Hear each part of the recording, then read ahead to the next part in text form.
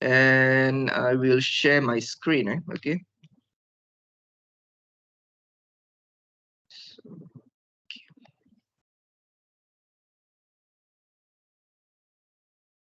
Okay, so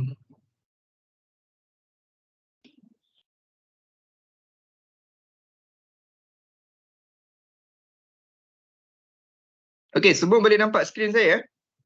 Can you see my screen? Can you hear my voice clearly? Yes. Can I get response? Boleh, okay. Boleh. Okay, thank you for the response. Sometimes tolong respond lah, saya risau lah kadang kalau saya cakap seorang-seorang ni, yelah, takut juga. Okay. Okay, so last week, okay, let's go from here. So last week, kita dah lihat berkenaan dengan topik ini. So we have seen these topics about types of electronic communication systems, okay, which can be classified in three ways, okay, in three categories. So either we can see from the perspective of transmission mode, or we can also classify the communication system in terms of analog or digital system, and also baseband or broadband transmission. So macam mana kita nak categorizekan jenis transmission, jenis electronic communication system ini dalam bentuk transmission mode, analog or digital, or baseband broadband transmission. Dan kita dah lihat sekiranya kita nak classify in term of transmission mode, there are actually three ways. So two ways actually. Two methods. The first method is we can see that from the first type, one-way communication system, what we call as the simplex. So simplex is simplex communication allows only one direction of communication. Either you transmit the signal or you receive the signal. So one of the applications for this kind of transmission, okay, for this kind of communication system is for the broadcasting, okay, TV broadcasting, radio broadcasting. So why broadcasting? If you see broadcasting, for example, radio ataupun television, you can only listen to them. You can only listen, you can only watch the television, but you cannot interact with the radio station or the television station at the same time. So ini adalah dalam bentuk simplex, hanya satu pihak saja. Maknanya satu pihak transmit daripada broadcast station kepada user, which is you. You as a user, you receive only the signal. And the second transmission mode is what we call as a duplex. So duplex is two-way communication. So that means one person can send the signal, the other person also can send the signal. But duplex can be categorized into two. The first one is half duplex. The second one is full duplex. So for half duplex, the communication is in both direction, but only one at a time. So we can only alternate in sending or receive the signal. So one of the application is like the police radio communication system, ataupun kita panggil sebagai walkie-talkie. Siapa pernah guna walkie-talkie? Yang mana kita hanya satu pihak saja boleh hantar signal pada satu-satu masa, dan hanya satu pihak saja boleh listen pada satu-satu masa. Okay, so you take turns to send the signals. The other one is a full duplex. So full duplex, both transmitter, both users can send and receive signal at the same time.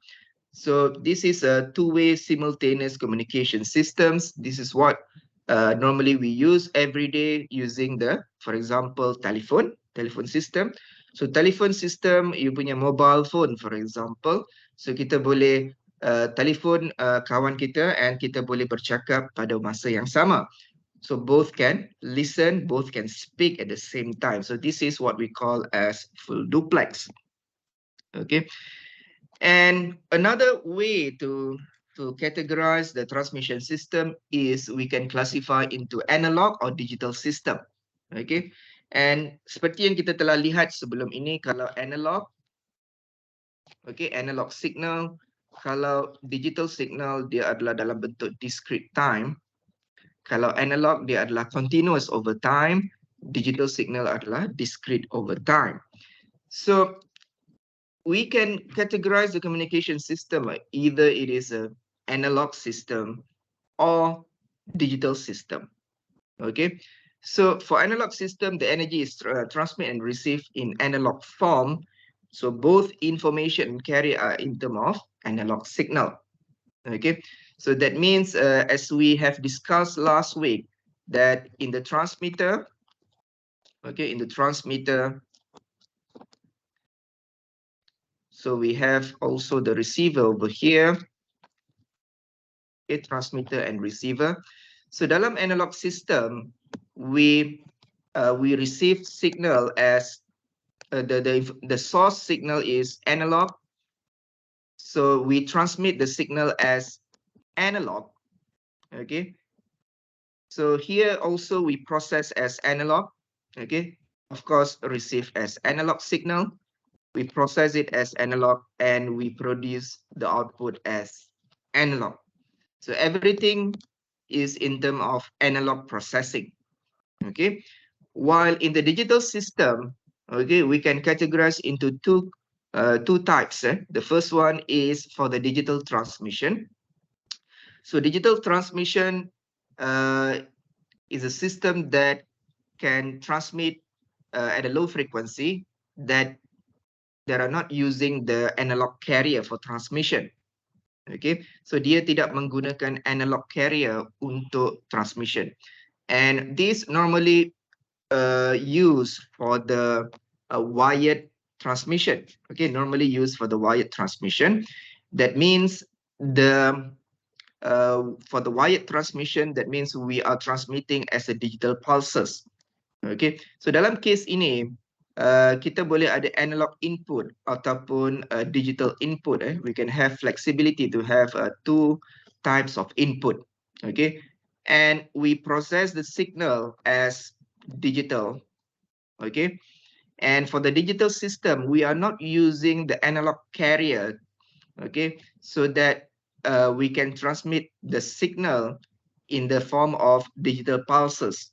And normally we transmit using the wired medium, okay, as digital pulses. And the signal is processed as digital in the receiver, okay, and we can have the flexibility in the output, either to produce the analog or digital output. Okay, so the keyword here, we are transmitting the signal without modulation with the analog carrier. And the other one is what we call as a digital radio. So digital radio means that we are transmitting the signal in the radio frequency. Apa itu radio frequency? Radio frequency dalam jurat beberapa ratus kilohertz sehingga beberapa ratus megahertz. Okay, so dalam kes ini digital radio biasanya digunakan dalam wireless transmission. Okay, so it involves the process of modulation with the analog carrier so that we can transmit in the wireless channel as the electromagnetic waves. Okay, so kalau kita buat gambaran dia, so kita ada transmitter dan di sini, okay, so transmitter again can have the flexibility of analog input or digital input signal. Okay, digital input data. We process it as digital. Okay, we process it as digital. And in this case, okay, dalam digital radio, we will do the modulation with analog carrier. Okay, we will do the modulation with analog carrier. Okay, and we want to transmit as radio signal. So when we want to transmit as a radio signal, in this case, we are actually transmitting as a analog. okay, analog radio. But remember that although we transmit as an analog, the content of the signal is digital. Kenapa boleh macam tu? So, kalau kita nak transmit sebagai bentuk gelombang elektromagnet adalah dalam bentuk analog. Dia adalah continuous terhadap masa. But remember, the content is digital. So, apa contoh? Contoh yang kita boleh lihat adalah seperti digital television ataupun you punya Astro.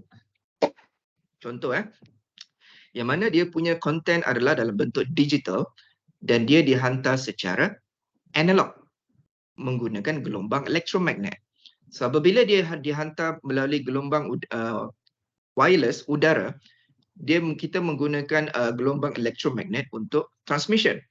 So gelombang elektromagnet adalah dalam bentuk analog. Okay, but the content is digital. So again, in the receiver, we receive the signal into the receiver.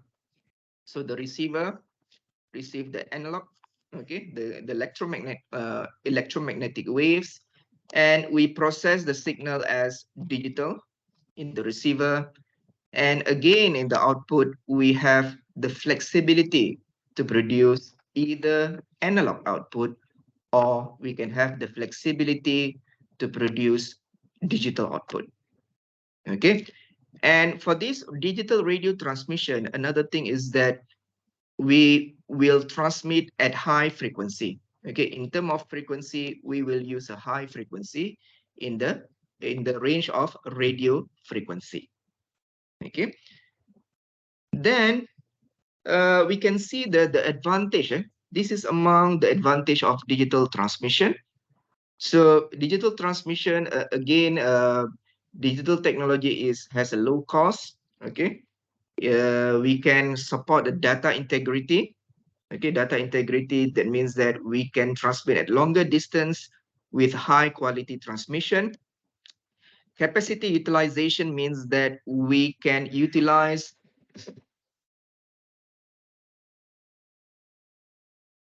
capacity utilization means that we can support a higher number of users using the shared medium.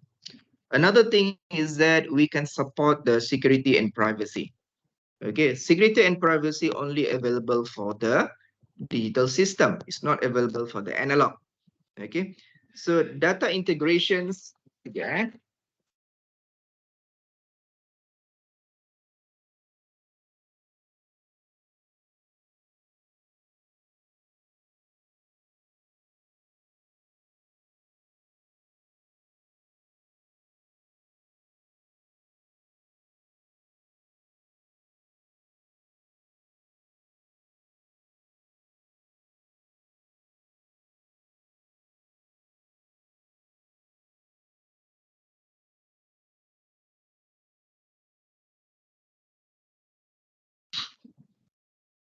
Okay, sorry ada call tadi ya.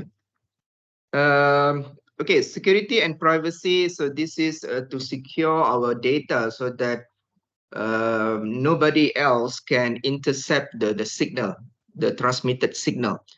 And we can do this by using the encryption process. We encrypt the data so that nobody else can listen, can hack the transmitted signal. Okay.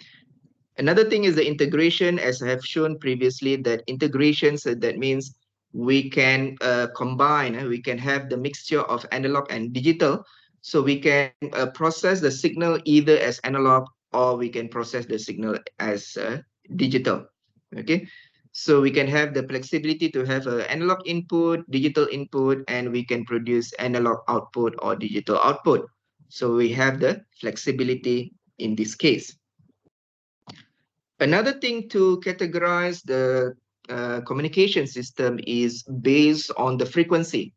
Okay, either the baseband or the broadband transmission. Okay, so this baseband, broadband, is actually referring to the bandwidth. Okay, remember the bandwidth that we have learned in the previous slides. which is referring the frequency spectrum used in the communication system. So we have here the minimum frequency and the highest frequency. Okay, so baseband means that small bandwidth, broadband means bigger bandwidth, wider bandwidth. Okay, so baseband transmission, for baseband transmission, that means we are putting the original signal directly into the medium without modulation with the analog carrier. Okay, that means we are transmitting the signal using the original frequency from the source. Okay, so dalam case ini, baseband, kalau kita lihat, baseband adalah julat frekuensi yang rendah daripada 0 sehingga beberapa kilohertz. Okay, until a few kilohertz of frequencies. So dalam kes ini dia adalah transmission dengan menggunakan frekuensi yang rendah ataupun frekuensi asal daripada source. Okay, remember the source, the input, for example, our voice. For example, our voice is part of the input. Okay, is an input signal. Is an input data that we supply to the transmitter. So our voice is a low frequency signal, which is not suitable for transmission at a long distance. Okay, so normally we do the modulation of the input so that we can transmit at longer distance in the wireless medium. But for this case, the baseband transmission, we are not using the analog carrier. We are using modulation for transmission. Okay, in this case, we are directly use the input signal frequency and we transmit into the medium. But in this case, the medium that we use, normally we are using the wired transmission. Okay, normally we use a wired transmission and the distance is not long between the transmitter and the receiver side. Okay. Another dalam baseband, so baseband mempunyai bandwidth yang kecil, okay, dan dia menggunakan frekuensi yang rendah untuk transmission. Dan jaraknya adalah dalam julat yang pendek antara transmitter dan juga receiver. Okay, and another thing that dia tidak menggunakan analog carrier, dia tidak melibatkan modulation dengan analog carrier sebelum penghantaran signal. Okay. Dan kita lihat yang kedua adalah broadband transmission. Broadband transmission means that it requires wider bandwidth. Okay, it requires wider bandwidth. And in this case, when we see this thing, that means that we are transmitting at high frequency or in the radio frequency. So in this case, we are actually do the process of modulation of the input signal with analog carrier. Okay, so when we do the modulation with analog carrier, that means we are going to transmit into the wireless medium. Okay, for example, here transmitter. Okay, so here for the broadband transmission, it requires a carrier signal. This is the input source. Okay, so input source will be modulated with the analog carrier and we are producing the analog output, which we will transmit into the wireless medium. Okay, so the analog input, the analog output is the electromagnetic wave. Okay, so in this case, we are using the wireless medium and we can transmit at longer distance compared to the baseband transmission. Okay, so in this case, frequency division multiplexing is also possible. Okay, so another thing is that this broadband transmission actually not only we can transmit in the wireless medium, we can also transmit into the wired medium. Okay, but wired medium here, normally we can based on the certain types of copper wire or certain fiber optics that we can use. Okay, but it is in the form of electromagnetic wave that we can transmit into the medium. Okay, so di sini juga ada beberapa contoh yang mana kita boleh juga hantar menggunakan kabel untuk broadband cable, which we can transmit at high frequency transmission. So this is the representation of the input and also the output. Okay, as I mentioned that we can have an analog input, we can have a digital input, and we can transmit either analog or digital. Okay, for example, here is for the telephone system. Okay, so we can telephone system use analog data. So the data here means the input, and it produces a analog output. Another thing is the modem. So modem is a short form of modulation demodulation device. So it can receive the digital input data and transmit the analog output signal. And for the codec, for example, here we can have an analog input and digital output. And digital transceiver, here we can have a digital input, digital output. Okay, so this is the type of wave, the type of signal that produced by those devices. Okay, so we have seen this, okay, previously, digital data. So digital data means digital input, digital output. Okay, analog input, digital output, digital input, analog output, analog input, analog input, analog output. So the keyword here, data, means the input source to the system, and we normally use the keyword signal as a output produced by the system. Okay.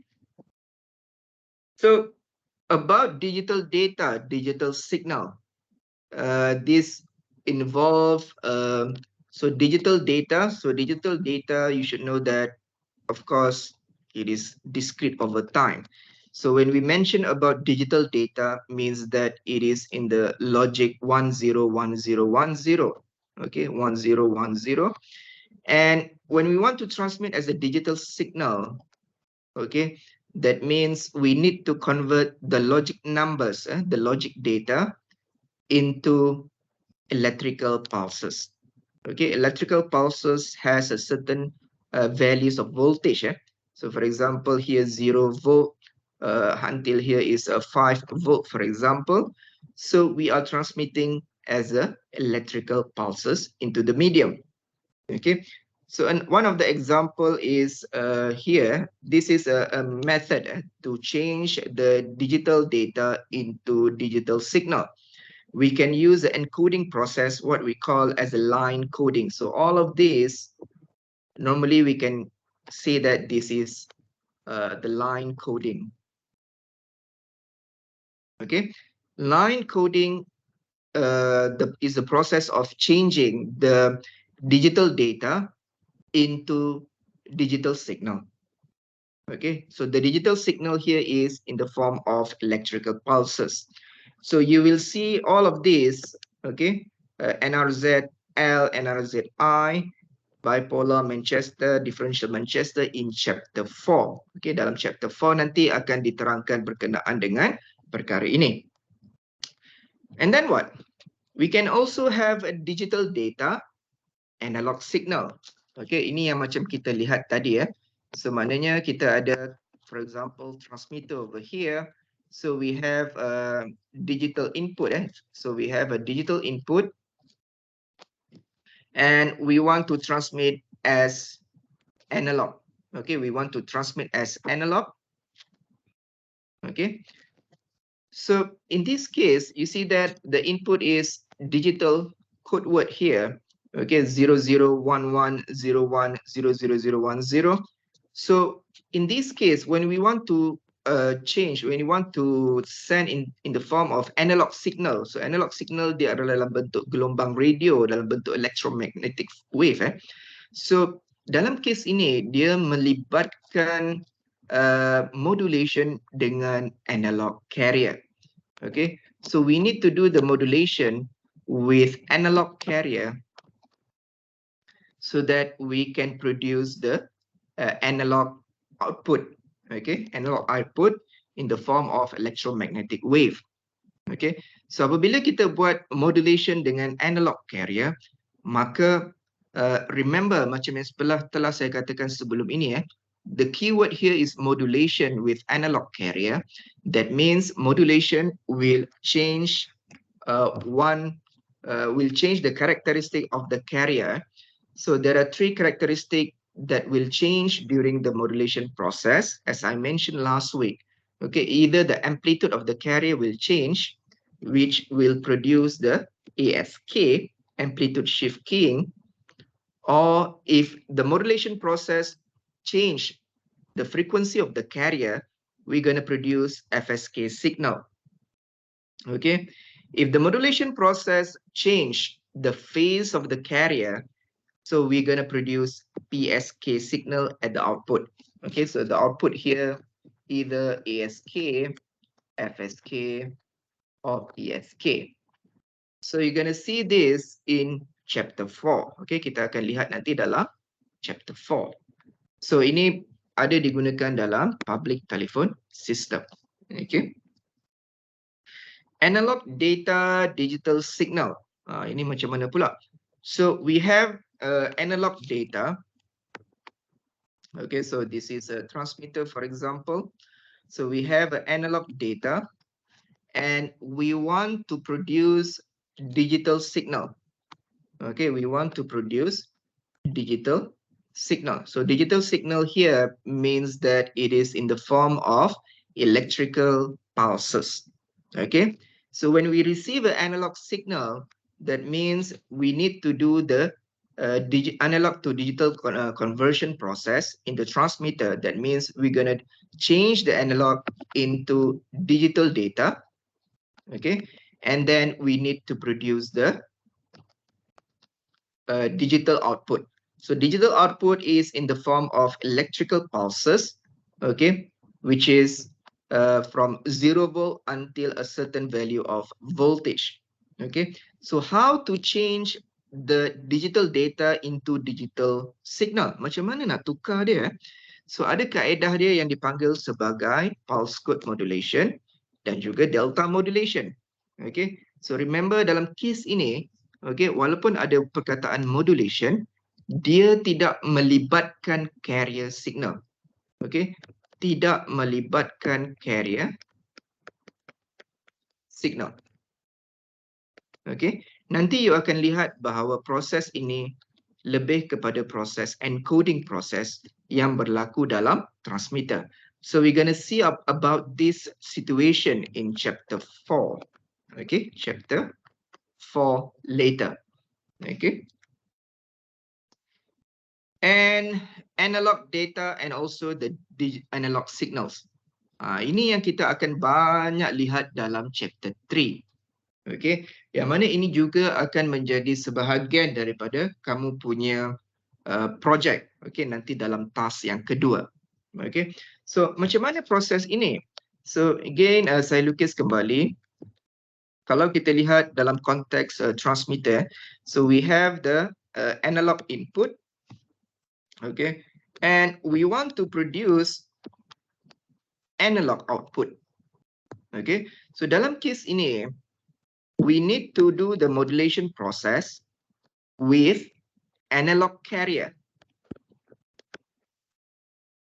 Okay, so that we can produce a high frequency electromagnetic wave into the wireless medium. So when it involves modulation with the analog carrier, again akan melibatkan perubahan karakteristik pada carrier. Okay, sekiranya, okay, if the modulation process change the amplitude characteristic of the carrier, so we're going to produce AM signal. If the modulation change the frequency of the carrier, that means we're going to produce FM signal at the output. If the modulation change the phase of the carrier, So we're going to produce PM signal at the output. Okay. So macam mana bentuk AM, FM dengan PM? Ini dia. So kita lihat di sini yang pertama adalah carrier dan kita ada lagi satu input iaitu kita punya modulating signal ataupun kita punya input message input message dan juga input carrier. So kita ada dua input. So remember modulation melibatkan sekurang-kurangnya dua input dan kita akan produce output sama ada AM, yang ini bentuk AM. So kalau AM, kalau kamu lihat berlakunya perubahan tinggi dan rendah, berlakunya perubahan amplitude. Okey, berlakunya perubahan amplitude manakala frekuensi dan fasa adalah kekal sama. Okey. Pada asalnya carrier seperti ini, sekarang carrier menjadi seperti ini. Okey. Sekiranya berlaku perubahan frekuensi, kita akan hasilkan FM. Okey, FM yang ini So FM, kalau kamu lihat dia melibatkan perubahan frekuensi. Lebar lebar dia bertukar. So dia punya apa tu kita panggil gelombang itu ripples of the wave itu the ripples of the wave dia sama ada jarak-jarak atau dekat-dekat. Okay, seperti ini So you see that the changes is in term of frequencies. Okay, manakala amplitude-nya adalah kekal. Okay, amplitude-nya masih kekal sama seperti yang ini, yang atas. Okay, sama juga dengan perubahan fasa PM. Okay, perubahan fasa kalau kamu lihat perubahan dari segi dia punya ripples. Okay, lebar itu akan berubah-ubah berkadaran dengan input. Okay, dan kita akan lihat ini dalam chapter 3 nanti. Okay.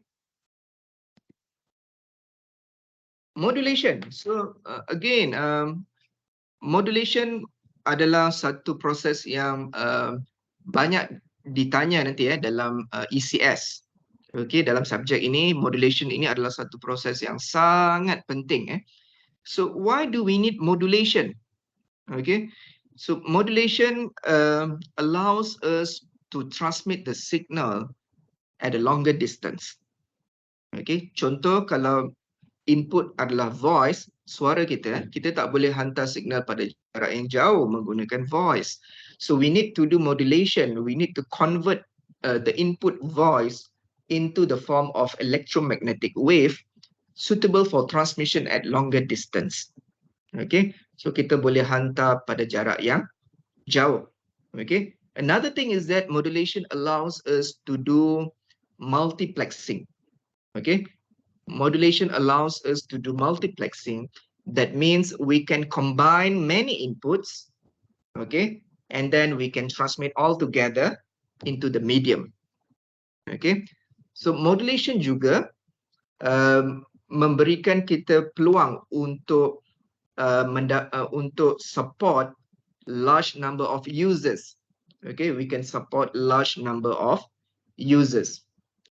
And in terms of technology wise, okay, modulation allows us to use a more cheaper technology system for the communication systems.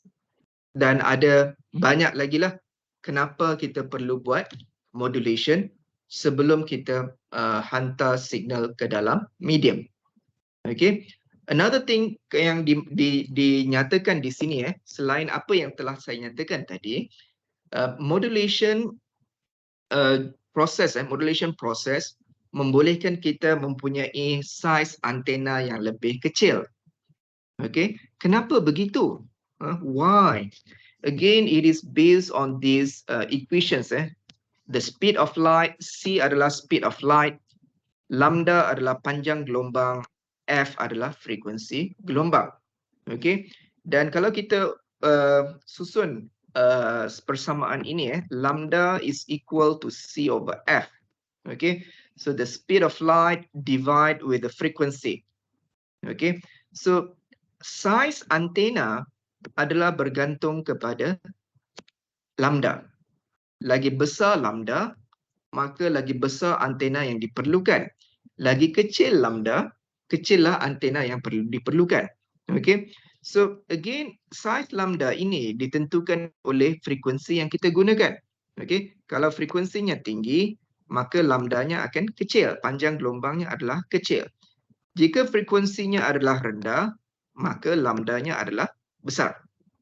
Okay. So modulation means that we change the low frequency input into high frequency output.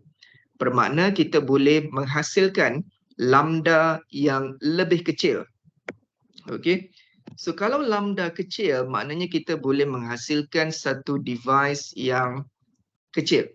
Okay, kerana antena yang diperlukan kecil, so we can design a more compact device for transmission.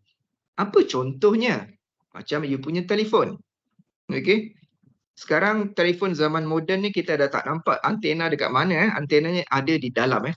Antenanya kecil saja di dalam. Okay. So this mobile phone, we are using the 3G, 4G or 5G punya frequencies, which is a high frequency. So kita boleh menghasilkan antena yang lebih compact dan kita boleh letak di dalam device so that design device itu menjadi semakin kecil. Okay, kalau you lihat untuk kita pun ada telefon-telefon yang kecil. So sekarang sebelum ni telefon menjadi semakin kecil-kecil. So sekarang sebabkan kita lebih kepada multimedia, kita perlukan skrin yang besar. Tetapi sistem dia punya antena kecil sahaja di dalam sini. Okay, so it allows us to design a more compact device. Okay. And this is okay, so multiplexing. Ini seperti yang telah saya nyatakan tadi. Modulation allows us to do multiplexing, means that we can have many inputs, okay, many input signal to the transmitter, and we can combine it, okay, through modulation, and we can transmit all together into the shared medium. Okay, and then pada receiver kita akan buat demultiplexing process untuk produce semua output yang terhasil. Dan di sini adalah sebahagian daripada jenis multiplexing. So ada, bila kita sebut berkenaan dengan multiplexing ada beberapa kategori. Yang pertama dipanggil sebagai frequency division multiplexing, FDM. So FDM adalah, you see that frequency division.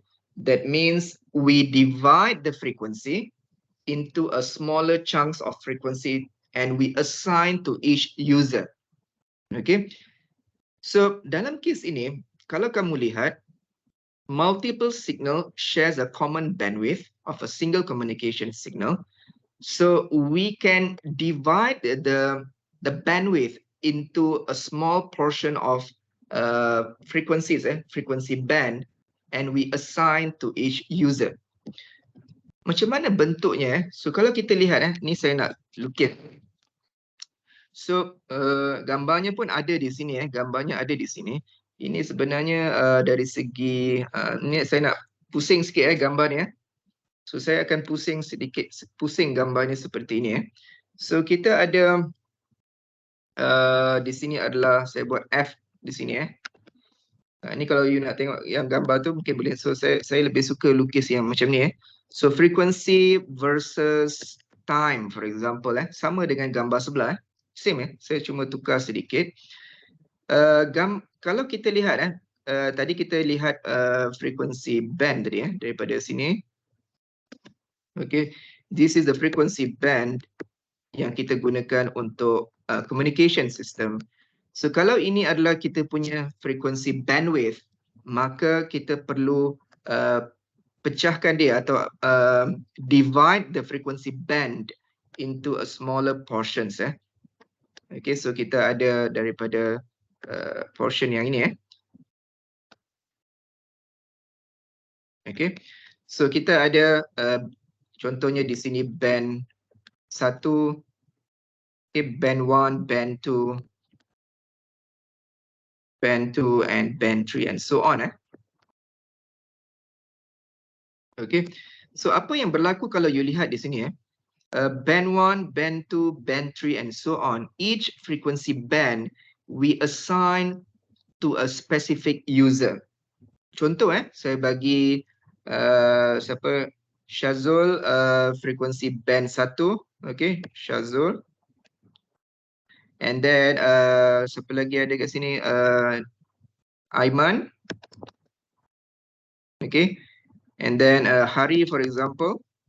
Okay, saya bagi kamu semua frekuensi band yang tertentu. So ini bermakna setiap user macam sini Syazul, Aiman dengan Hari, dia boleh guna frekuensi band yang saya assign sahaja. Okay, maknanya mereka ni cuma boleh gunakan frekuensi band yang diberikan ini sahaja, tidak lebih daripada ini. Kamu boleh menggunakan frekuensi band ini pada bila-bila masa 24/7, but only that frequency sahaja. So inilah yang kita panggilkan frekuensi division multiplex. Okay, kita pecahkan frekuensi-frekuensi itu dan kita bagi kepada user. Dan user boleh menggunakan frekuensi itu selama mana yang dia suka, 24/7. Okay, so kalau you lihat di sini pembahagian itu dibuat berdasarkan frekuensi. Okay, dan user boleh guna pada bila-bila masa 24/7. So kalau kita lihat di sini dari segi usage mungkin Syazul banyak gunakan frekuensi, banyak transmit signal, for example.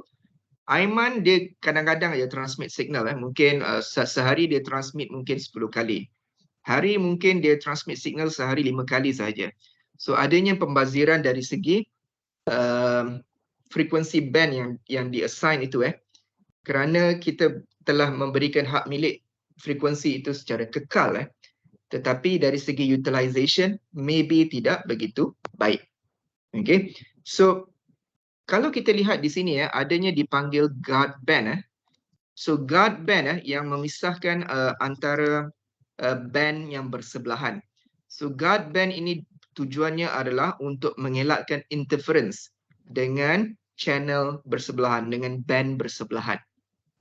Okay, so FDM ini digunakan dalam telefon network. Okay, old telephone system telefon sistem yang lama itu menggunakan FDM system. Yang mana FDM system ini mempunyai masalah untuk support large number of users. So apabila jumlah pengguna itu semakin besar, maka FDM system ini tidak begitu praktikal untuk digunakan. Okay, so you can see that FDM ini sebenarnya adalah, kita boleh kata dia adalah first generation of communication system. Sekarang kita dah 4G dan 5G sekarang ni, but this one is a first generation, used in the first generation. So another type of multiplexing is a TDM. Okay, time division multiplexing, TDM. So ini kita boleh panggil sebagai 2G second generation. Okay, yang mana kalau kamu lihat di sini adalah time division. That means we divide in term of times. Okay, we divide each user in term of time slot. Okay, so kalau kamu lihat di sini ni so dalam kes ini kita ada frekuensi band, ni frekuensi band kita Okay, dan frekuensi band ini frekuensi band ini kita boleh menggunakan sepenuhnya frekuensi band tetapi pada slot masa yang tertentu. Maknanya setiap user, each user will be assigned with time slot. Okay, so time slot 1 saya assign kepada Syazul. Okay, contoh ini tadi apa? Aiman. Kemudian di sini Hari Okay. So apabila saya assign dengan time slot seperti ini, maka dalam kes ini kalau kamu lihat, Syazul boleh transmit receive signal menggunakan time slot 1, dan apa kebaikan yang dia ada adalah dia boleh menggunakan keseluruhan frekuensi band. Semua frekuensi band dia boleh menggunakannya, tetapi dalam tempoh masa yang terhad. Time slot ini dia akan selang-seli so you're given time slot 1 and then another user time slot 2 and so on. So the next process you akan dapat time slot yang berbeza nanti. Okay, so that means kita allocate a specific time kepada setiap user dan dia boleh menghantar signal, hantar dan receive signal hanya pada time slot tersebut, tetapi kebaikannya adalah dia boleh menggunakan keseluruhan bandwidth ketika transmit dan juga receive. Okey, sama juga dengan Aiman.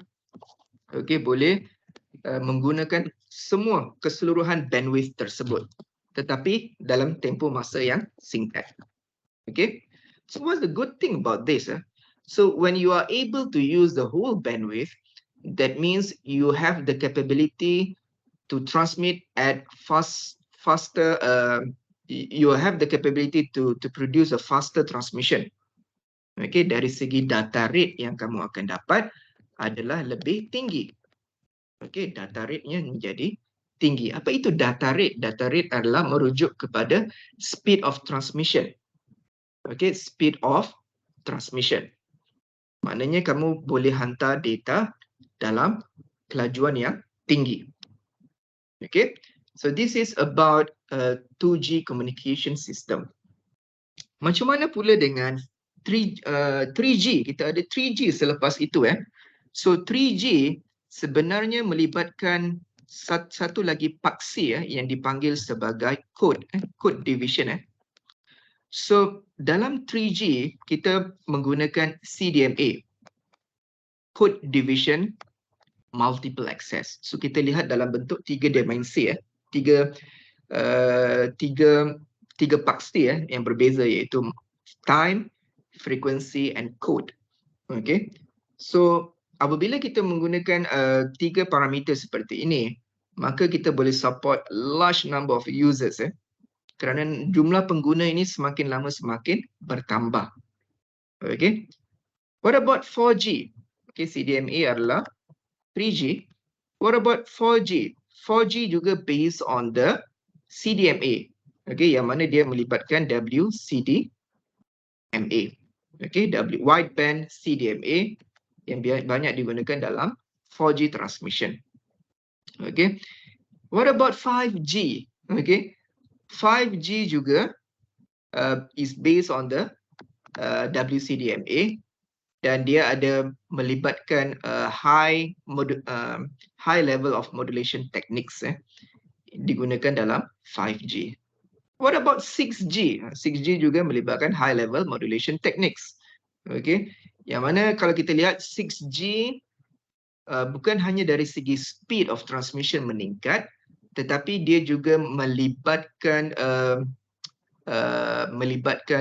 AI dalam communication system, yang mana sistem itu menjadi lebih cerdik dalam menentukan parameter yang sepatutnya.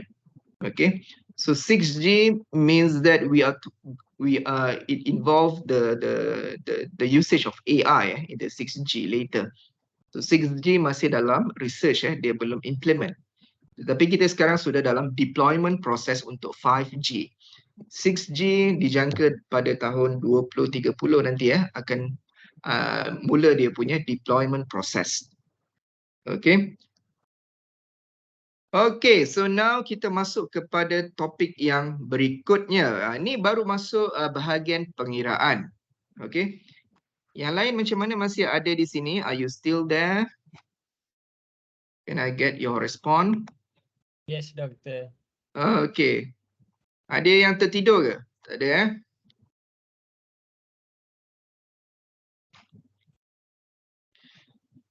So kalau kita lihat di sini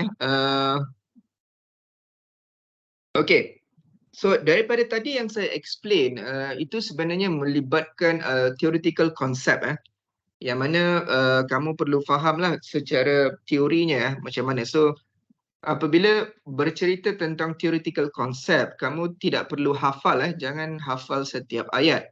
Okey, kamu perlu faham dan kamu perlu menerangkan dalam ayat kamu sendiri. Okay, so dalam final exam, I'm not expecting you to memorize everything. No, you need to understand the concept, and then you just need to explain using your own words. Okay, so dalam final exam ataupun test, for example, saya hanya melihat you punya keyword. So biasanya kalau jawapan itu ada keyword, cukuplah untuk saya memberikan kamu markah. Okay, but in order to do that, you need to understand the concept. Okay, so bermula daripada slide ini yang topik gain ini adalah melibatkan pengiraan. So mungkin you akan lebih excited sekarang ni. Tadi mungkin ngantuk sikit sebab ada banyak teori penerangan tentang konsep ini, konsep itu. So now adanya berkenaan dengan gain. So gain ini akan digunakan dalam you punya PBL project juga. So PBL project yang task yang pertama berkenaan dengan noise. So noise ini juga melibatkan gain. Nanti akan lihat dalam chapter 2. Okay.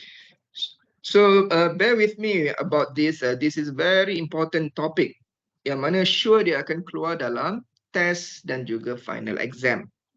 Okay. So gain. Okay, kalau kita lihat gain, gain means that increment. Bermakna dalam kes ini kita ada input signal. So dalam kes ini kita biasanya melibatkan device yang dipanggil sebagai amplifier. So amplifier adalah device yang akan meningkatkan input. Okay, output adalah lebih besar daripada input. Amplifier, the job of amplifier is to amplify the input. Okay, so we have the input here, V in, and this amplifier will increase the input and will amplify the input so that the output is greater than the input. Okay, so the gain is measured as V out over V in. Okay, dan kalau kamu lihat di sini dia menggunakan parameter A. A equal to V out over V in. So A subscript V here voltage gain. Dia melibatkan voltage gain yang mana melibatkan output over input. V out output voltage divide with the input voltage. And remember, this going to produce value more than 1. Okay, apabila kita sebut gain bermakna dia mempunyai value lebih besar daripada 1. Okay, so dalam buku Wayne Thomasi dia menggunakan parameter A to refer to the gain. Some other literature books dia menggunakan parameter G for gain. Okay, so it doesn't matter. A can also be gain, G can also be the gain.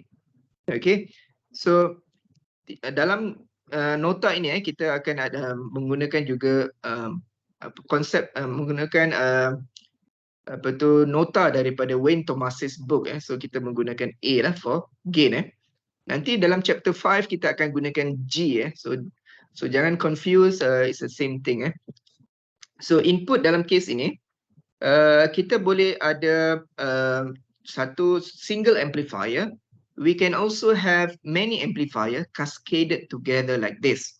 Okay, so kita dalam case ini kalau kamu lihat kita ada 1, 2 dan 3 amplifier.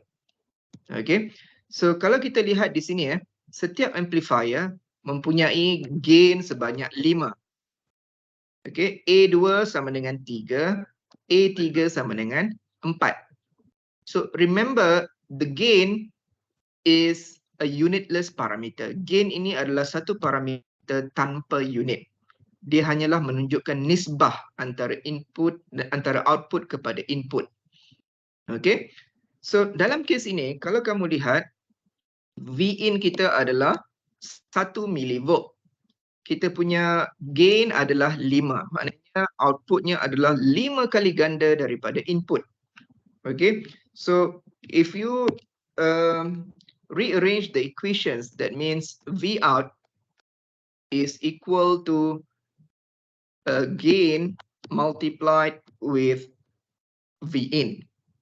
Okay, so kalau saya nak tentukan berapakah output daripada first amplifier. So first amplifier will produce 1 millivolt multiplied with 5. So we're going to get 5 millivolt. Okay. Macam mana pula dengan output amplifier yang kedua? So di sini gainnya adalah 3, bermakna output saya adalah 3 kali ganda daripada input. Maknanya 5 millivolt multiplied with 3, so I'm gonna get 15 millivolt at the output of second amplifier. And the third amplifier has a gain of 4, that means the output is 4 times greater than the input. So 4 times 15 millivolt, we're going to produce 60 millivolt at the output. Okay, so itu adalah macam mana kita lihat proses output daripada setiap amplifier.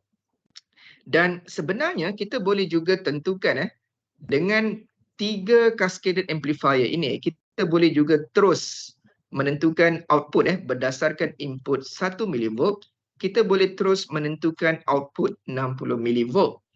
Macam mana caranya? So caranya adalah kita perlu mengira total gains. So total gains adalah bersamaan dengan gain daripada first amplifier darabkan dengan gain daripada second amplifier darabkan dengan gain daripada third amplifier. So kalau kita ada 4, 5, 6 amplifier, kita kena darabkan semuanya. Okay, so 5. Okay, 5 gain yang pertama 5 darabkan dengan 3 gain yang kedua darabkan dengan 4 gain yang amplifier 3. So kita dapat 60. Okay, so total gain adalah 60, maka kita boleh tentukan V out. So V out adalah bersamaan dengan 60 darabkan dengan 1 millivolt. So we're going to produce 60 millivolt at the output. Okay, so selain daripada voltage gain, kita boleh juga mengira power gain. So power gain di sini ini adalah subscript subscript of P. So power gain AP which is P out divide with P in. Okay, kita boleh buat dalam sebutan power. Okay, so example. Ni ada yang boleh bantu saya tak? Siapa boleh bantu? Ni. Jom kita cuba jawab soalan. Mari mencuba jawab soalan. Ini sangat senang. Okay. Example 1. What is the gain of an amplifier that produce output 70 millivolt for 30 microvolt of input?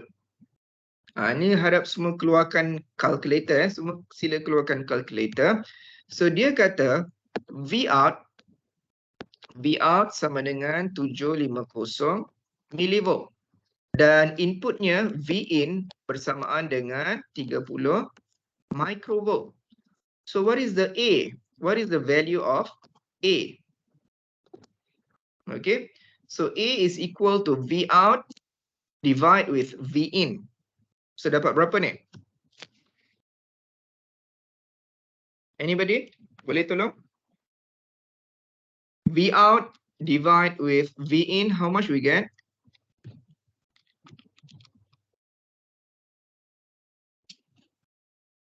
Siapa boleh jawab? Aiman ke? Nak try, Doktor? Nak try? Sila. A dia, betul lah ni, 2500 micro. 750 mili dibahagikan dengan 30 mikro, you akan dapat 2500, betul tak? 25,000. Tak, 2500. 750 mili dibahagikan dengan 30 mikro, sepatutnya dapat 25,000 kan? 25,000 Oh, tak cukup. Ya, Doktor. Tak cukup kosong. 25,000. So di sini dapat Betul lah, 25. 25,000. Okey, 25,000. Tak- Dia tak ada unit so unitless dia tidak ada unit. Macam mana Saya example apa- yang kedua? Example kedua siapa nak cuba? Example kedua, the power output of an amplifier is 6 watt. That means this is P out. Okay. The power gain A is equal to AT. Okay. So what is the input power P in? Okay. So tadi kita lihat bahawa A bersamaan dengan P out dibahagikan dengan P in, power input. Okay. So kita nak tentukan P in. So P input is equal to P out A. bahagikan dengan A. So berapa ni? 6 bahagikan dengan 80. So how much is this? 0.075. 0.075 0.075 watt. watt. Jangan lupa unitnya. Unitnya adalah watt.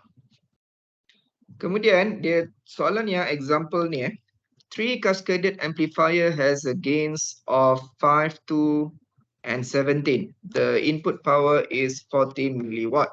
What is the output power? So apabila dapat soalan seperti ini, saya cadangkan kamu lukis So jangan takut melukis betul atau salah itu kemudian ceritalah. So bila kita cerita cascaded, maknanya dia disambung secara siri. Okay, ada 3 cascaded. Okay. Yang pertama ni kita panggil ni A1 lah, A2, A3. So ni amplifier 1, 2, 3. Okay.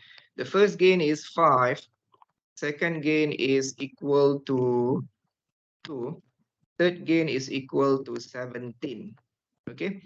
Dan you diberikan input power, okay, P in bersamaan dengan 40 milliwatt.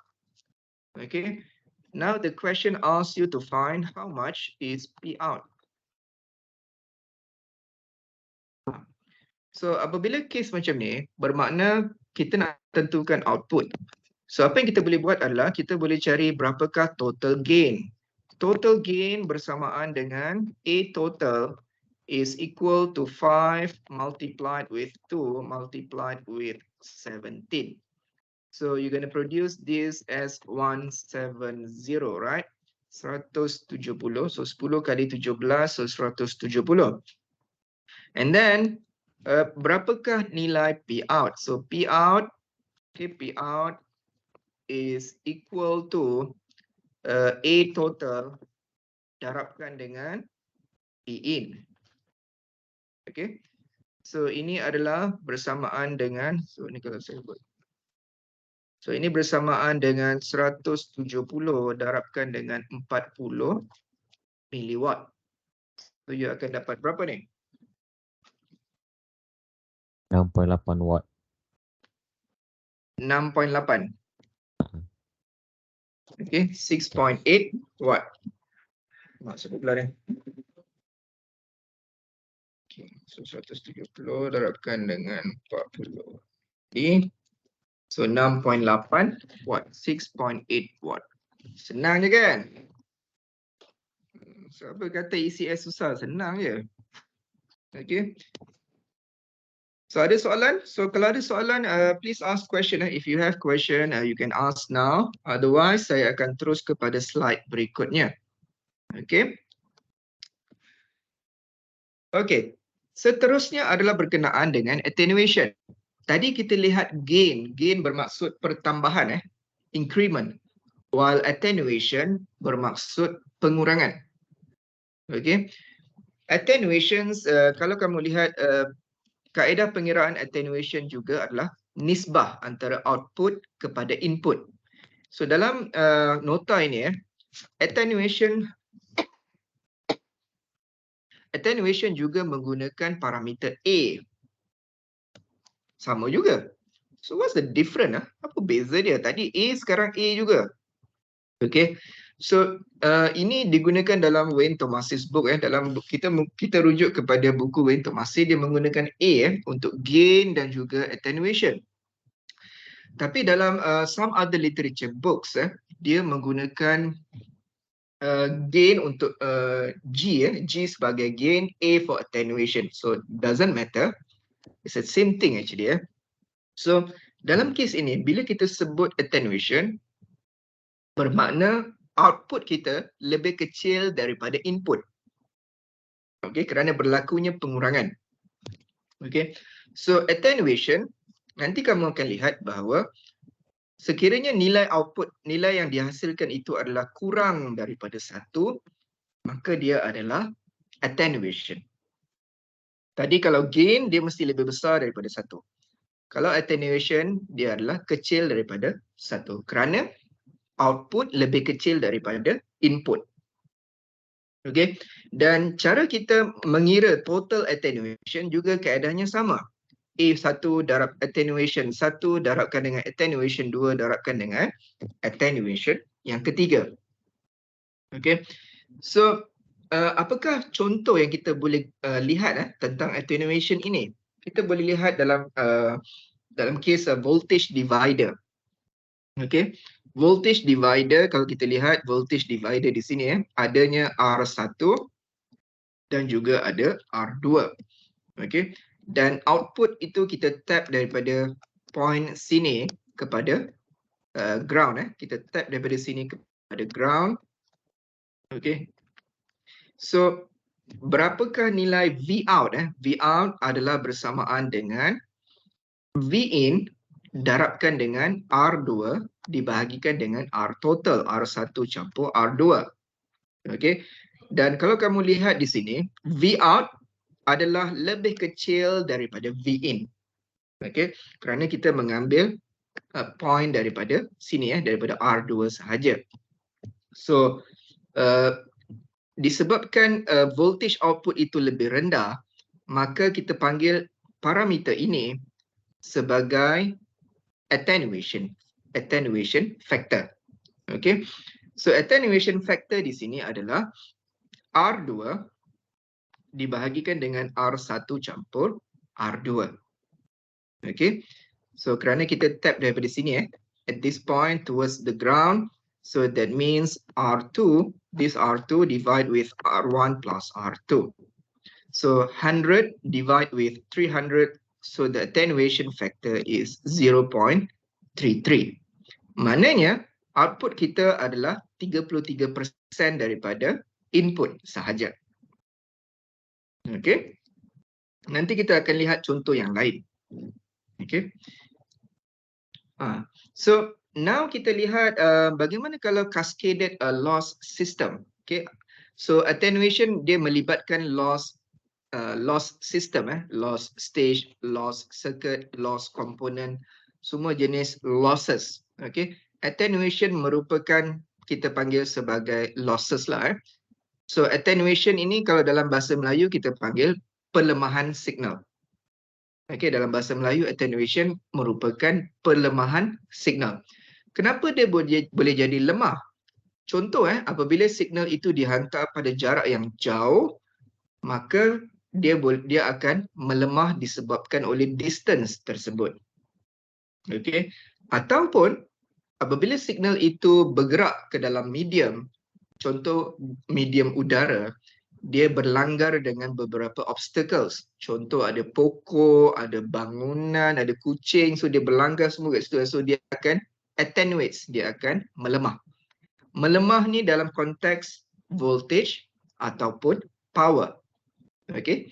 So kalau kita lihat di sini kita boleh ada cascaded loss system seperti ini. So kita ada the first loss stage adalah A1.0.2. So you lihat dia punya nombor ni kurang daripada 1 Okay. A dia ni kurang daripada 1. A2 attenuation 2 adalah 0.9, A3 0.06. Maknanya setiap sistem ini, setiap sistem ini menghasilkan losses ataupun attenuation dengan faktor yang diberikan dalam bentuk A. Okay. So kalau kita lihat di sini maknanya V out di sini akan kurang daripada V in. Okay, kerana berlaku banyak losses sepanjang perjalanan daripada input kepada output. So macam mana kita nak tentukan V out? So in order to determine the V out, kita boleh tentukan total attenuation. First of all, we need to determine the total attenuation. So konsepnya sama, kita darabkan. A1 darabkan dengan A2, darabkan dengan A3. Okay, so 0.2 multiplied with 0.9 multiplied with 0.06. So kita akan dapat 0.0108. Nampak ini adalah total attenuation. Okay, so macam mana dengan V out? V out bersamaan dengan total attenuation darabkan dengan V in. So 0.0108 darabkan dengan 3 volt, maka you akan dapat 0.0324 ataupun 32.4 milivolt. Ini boleh cuba guna kalkulator, boleh check betul ke dia buat ni. Okay. So kalau tak ada yang tegur, ada kemungkinan kita akan salah sampai akhir semester. Okay. So biasanya pelajar akan tegur saya kalau saya salah kira. Sometimes saya tersilap kira. So you kena ingatkan saya lah. Okay. So dalam kes ini 0.0108 darabkan dengan 3 volt. So akan dapat 32.4 milivolt. Okay. And then what? So kita akan juga lihat gambar di bawah. Ini saya letak garis lah kerana dia tidak berkaitan dengan gambar dekat bawah ni. Gambar bawah dengan gambar atas dia tidak berkait pun. Okay. So attenuation can be offset by introducing gain. Apa maksud offset? So apabila offset bermakna kita nak menghasilkan A bersamaan dengan 1. Kenapa nak hasilkan bersamaan dengan 1? Maknanya kita nak offset attenuation ini bermakna input bersamaan dengan output. So that's the meaning of offset in this situation. Okay, offset dalam kes ini kita nak menghasilkan total A bersamaan dengan 1. Kalau dia A bersamaan dengan 1, maknanya kita ada offset attenuation, kita juga offset sebarang gain. So there's no gain, there's no attenuation. It is A equal to 1 means that the input equal to the output. Okay. So dia kata di sini kita boleh offset attenuation dengan cara introduce gain. Okay. Ada kelas? Kedua. 11. Okay. Okay. So okay. So kita boleh offset attenuation dengan cara introduce gain. Maknanya kita boleh offset dengan cara introduce amplifier. Okay. So contoh di sini kalau kita lihat voltage divider, okay, pada point di sini at this point, you see that the attenuation at this point is equal to 250 divide with 250 plus 750 ohm. Okay, yang mana kita akan dapat attenuation pada point X ini sebanyak 0.25. Okay, so at this point A1 bersamaan dengan 0.25. Okay, so now if I want to offset this attenuation, how can I make A total bersamaan dengan 1? Macam mana saya nak jadikan A bersamaan dengan 1?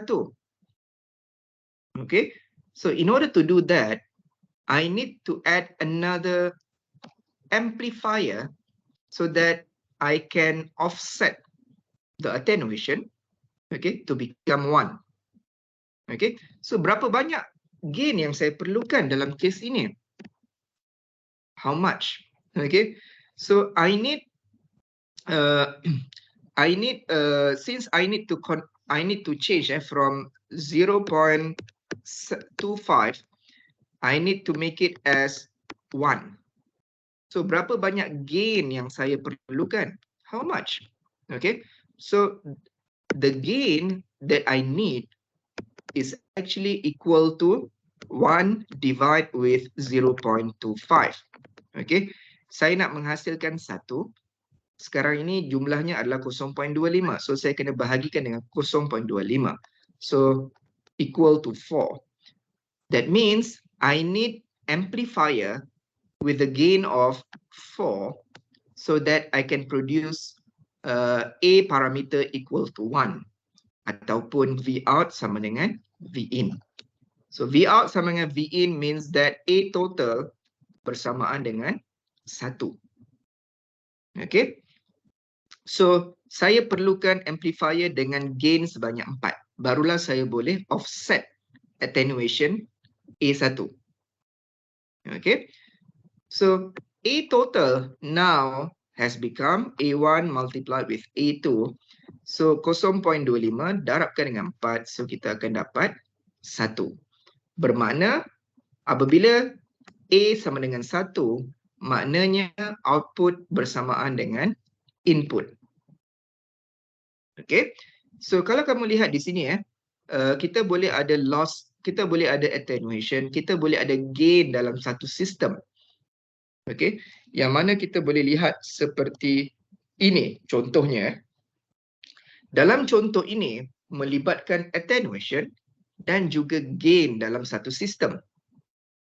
Okay. So kalau kamu lihat di sini kita ada yang first ini kita ada input. Yang pertama di sini adalah loss stage dengan nilai attenuation 0.1. Kemudian kita ada amplifier. Okay, kita ada amplifier dengan gain sebanyak 10. And then another loss stage dengan attenuation 0.3. And then another amplifier dengan gain sebanyak 15. Okay.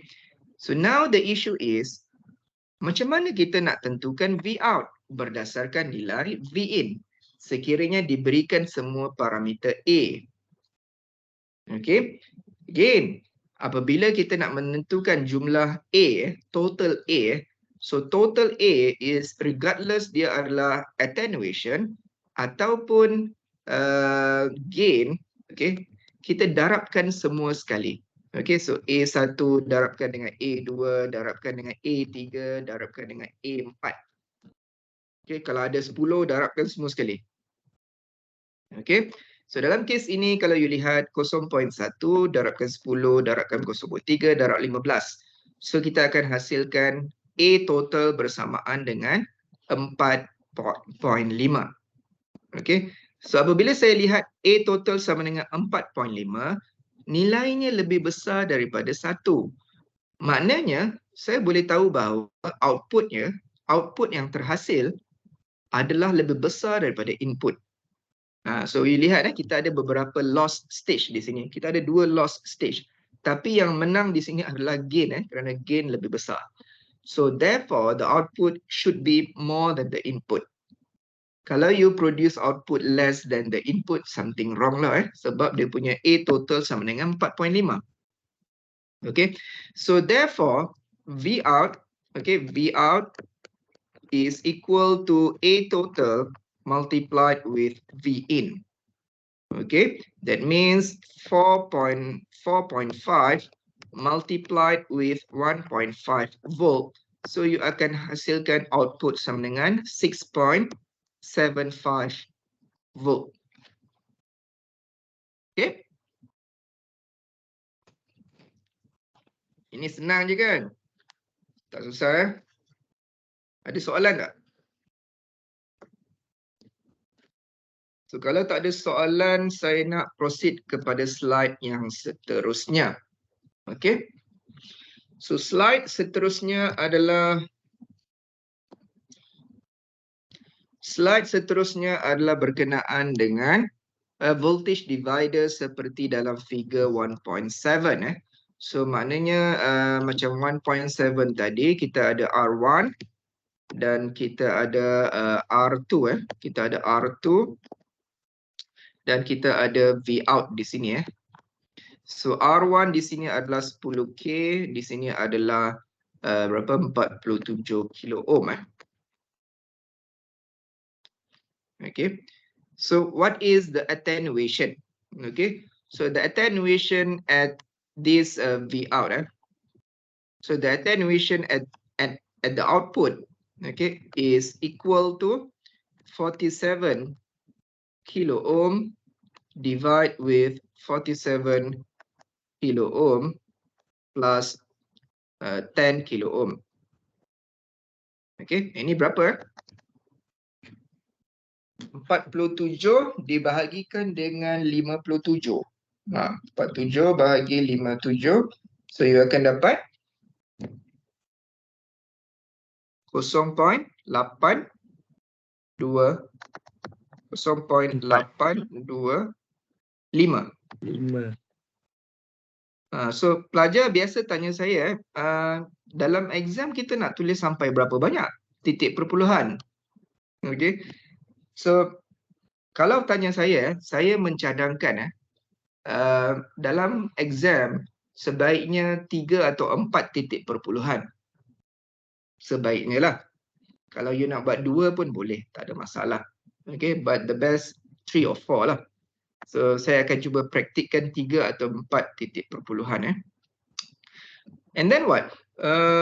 What amplifier gain would you need to offset the loss? Maknanya apa? Dia kata, kalau kita nak offset, maknanya kita perlu amplifier di sini.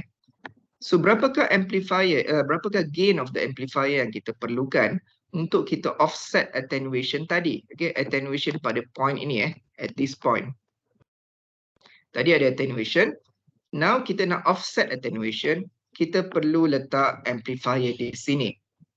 Okay, dan berapakah nilai gain yang kita perlukan? A2 lah, ni tadi A1 lah. So how much is A2 that we need?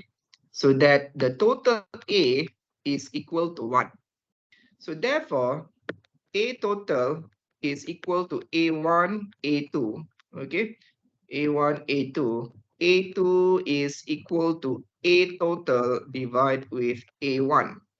So dalam kes ini 1 dibahagikan dengan 0.825. So saya akan dapat 1.212. 1.212. Okay, so I need a gain of 1.212 to offset the attenuation of A1. Okay, ni ada soalan tak? So jawapan yang kedua adalah 1.212. Okay, simple, easy. Kalau tak ada soalan, saya akan pergi kepada topik seterusnya. Ini example seterusnya adalah 1.5. An amplifier has a gain of 45,000. Wow, besar dia punya gain adalah 45,000, which is too much for the amplification. Okay, with an input voltage of 20 microvolt, what is the attenuation factor is needed to keep the output voltage from exceeding 100 millivolt? So let A1 amplifier gain equal to 45,000. A2 is the attenuation factor. So apa benda ni? So maknanya dia kata kita ada input dan kita ada amplifier di sini dengan A1 bersamaan dengan 45,000. Okay. Dan dia kata kita nak menghasilkan output kita nak menghasilkan output kurang atau sama dengan, okay, tidak melebihi not exceeding 100 millivolt. Okay, kita punya input di sini Vin is equal to 20 microvolt. Okay, so kalau 20 microvolt you darabkan terus dengan 45,000 kalau you darabkan terus, you akan dapat satu nombor yang lebih besar daripada 100 millivolt. Okay, but we want to maintain the output so that paling besar pun 100 millivolt paling besar. So how to do that? That means we need to introduce a loss system di sini loss stage. So ni amplifier di sini adalah loss stage ya. So loss stage A2 berapa ni? Kita tak tahu. We don't know about this. Okay. So how to do this? So again, in order to find this, that means kita kena kira, first of all, find the A total. So A total is equal to 45, A total is equal to A1 multiplied with A2. So therefore, kita tak tahu A2 berapa. So kita tahu A1 berapa. So maknanya dia adalah 45,000 A2. Okay.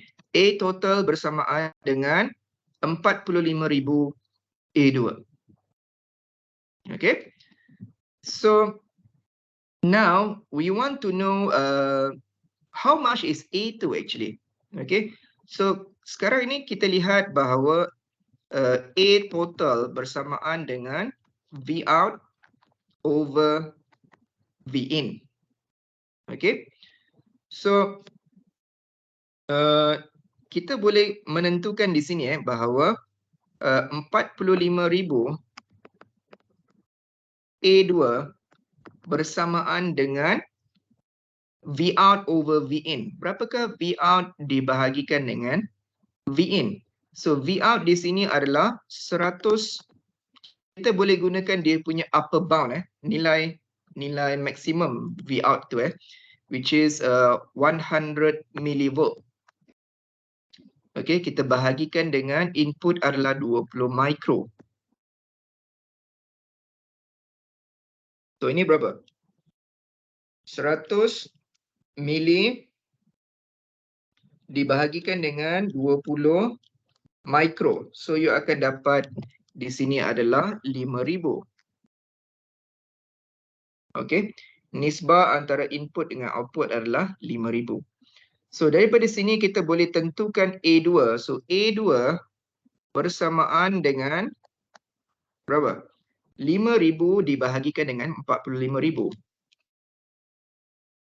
So you akan dapat 0.111.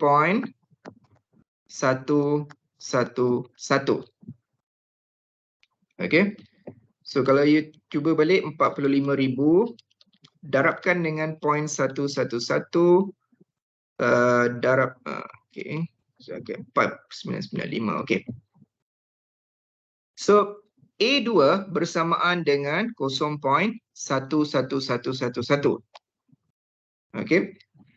So kita kena check balik lah. Betul tak 0.111 ni? So 0.111 okay, 0.111 multiplied with so kalau di sini 0.111 okay. So kita boleh buat pengiraan maknanya 0.111 darabkan dengan 45,000 darabkan dengan input 20 micro. Saya nak check balik sebenarnya, saya nak check balik. So output yang dihasilkan adalah 99.9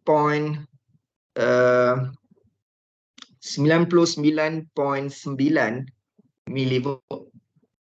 Okay, which is less than 100 millivolt, which is good lah. So A2 dalam kes ini adalah paling besar nilainya adalah 0.111. Okay, so A2 kalau nak diikutkan di sini, since kita menggunakan range di sini so maknanya nilai A2 okay, A2 besar dia mestilah unit padam je.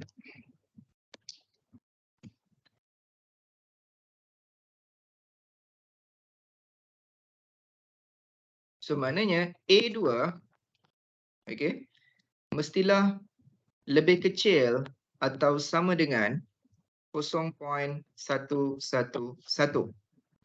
Okay. Kalau dia lebih besar daripada ini, kalau A2 lebih besar daripada nilai ini, maka kemungkinan output lebih besar daripada 100 millivolt. Okay. So A2 tidak boleh lebih daripada nilai 0.111. kurang boleh, lebih boleh, tidak boleh kerana dia akan mengakibatkan output melebihi 100 milivolt. Boleh Yang sana dengar tak? Can I get your response? Dengar doktor. Okay. Dengar doktor. So A2 mestilah kurang atau sama dengan 0.111 supaya output tidak melebihi 100 milivolt.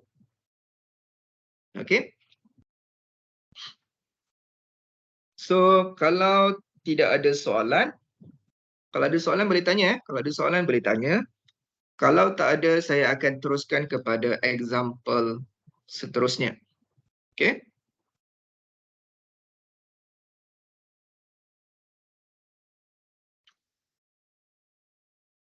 Okay, so kita masuk topik yang penting, yang mana confirm akan keluar dalam test dan juga final, iaitu gain dalam sebutan decibel.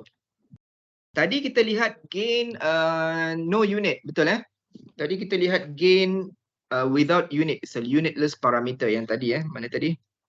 Ini semua yang kita belajar ni tadi, gain ni adalah tanpa ada unit. Right. So gain dalam kes ini tidak ada unit. Disebabkan dia adalah fraction ataupun nisbah antara output kepada input. Okay. So parameter, parameter yang tidak mempunyai unit, a unitless parameter can be converted into decibel. Okay. Kenapa nak kena tukar? Supaya memudahkan pengiraan. Nanti you akan lihat bahawa satu nilai yang besar dalam contoh gain, gain yang besar dalam a unitless parameter is a big unitless parameter. Contoh tadi macam 45,000 gain tadi mana tadi? Macam gain 45,000 ni, nilai dia terlalu besar untuk kita buat pengiraan yang kompleks. So we can simplify it into a decibel, so that easy for us to do the calculation. Sama juga dengan nilai contoh A yang kecil macam ni, contoh 0.111 dia nilai yang kecil. So we need to make it a little bit bigger unit, so that easy for us to do the calculation. Saya boleh naikkan, saya boleh tukar ni kepada decibel supaya dia menghasilkan satu nilai yang lebih besar supaya senang untuk saya buat pengiraan. So the keyword here, decibel, allow us decibel parameters can help us to simplify the calculation process. Itu tujuan dia, antara tujuan dia lah. Okay. So macam mana nak tukar kepada decibel? So untuk menukar kepada decibel, kita kena buat 10 log asas 10 dengan untuk absolute value, sama ada gain ataupun attenuation tadi. Okay, contoh tadi 10 log 45,000. So kita dapat dalam sebutan dB, decibel. Okay, contoh di sini untuk gain bersamaan dengan 2. Okay, gain bersamaan dengan 2, kita nak tukar kepada decibel. Maknanya 10 log 2, you akan dapat 3 dB. So ini macam mana dapat?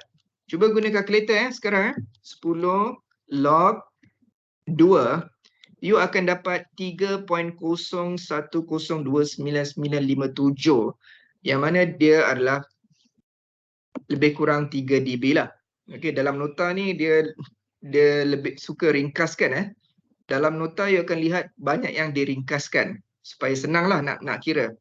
Kalau letak banyak-banyak nanti susah nak faham. Okey, tetapi the best practice, as I mentioned, we need to put a 3 or 4 decimal point. Okay. Sama juga dengan yang ini lihat di sini untuk A bersamaan dengan 0.5, maka dalam sebutan decibel 10 log 0.5, you will get minus 3 dB. Ini boleh cuba 10 log 0.5, you akan dapat minus 3.01029957. Okay, minus 3 dB. So Apabila kita lihat adanya minus, dia bermaksud loss. Tadi 3 dB positif plus. So dia adalah gain. Okay. So dalam decibel, apabila kita melihat adanya simbol minus, maknanya dia adalah losses ataupun attenuation. Kalau dia adalah positif, dia adalah gain. Okay. So kalau you lihat di sini dia adalah perubahan unit parameter daripada unitless kepada dB. Okay, from unitless parameter to become decibel. The next topic is to change power into decibel. Maknanya kita nak tukar daripada watt kepada dB. Yang mana nanti you akan lihat dBW, dB milli, dB micro. Okay, so nak rehat sekejap ya. All of you want to break 5 minutes or 10 minutes? Macam mana? Atau nak teruskan? Rehat sekejap doktor. Take 5 sekejap. Boleh, boleh. Dalam berapa sampai 12.55. Boleh Boleh doktor. Okay, so 12.55 tolong datang sinilah sebab topik yang ini sangat penting. Okay, sangat penting. Okay. So saya akan sambung pada 12.55. Okay, we take a break for a few minutes. Okay.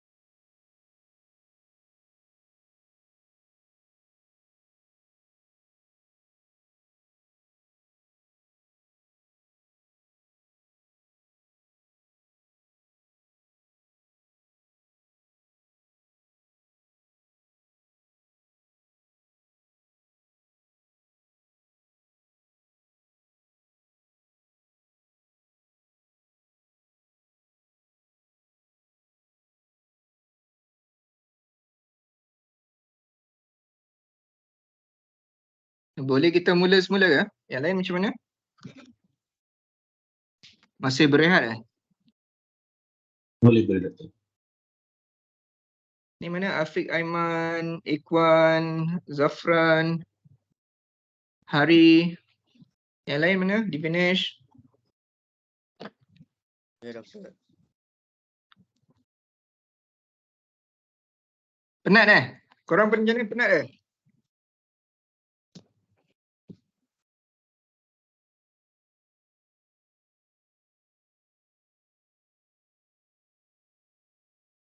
kalau penat macam mana? Saya boleh bercakap 4 jam non-stop.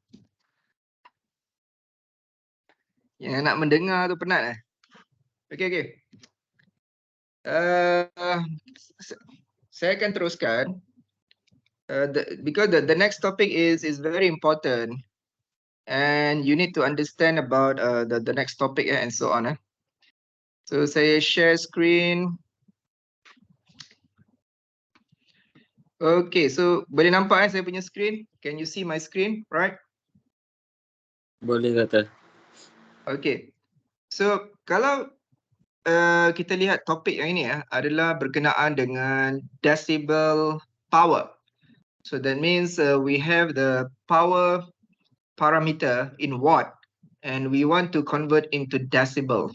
Okay, so apabila kita convert kepada decibel dB, yang terhasil adalah dalam bentuk dBW, dB watt, dB milliwatt, dB microwatt dan seterusnya.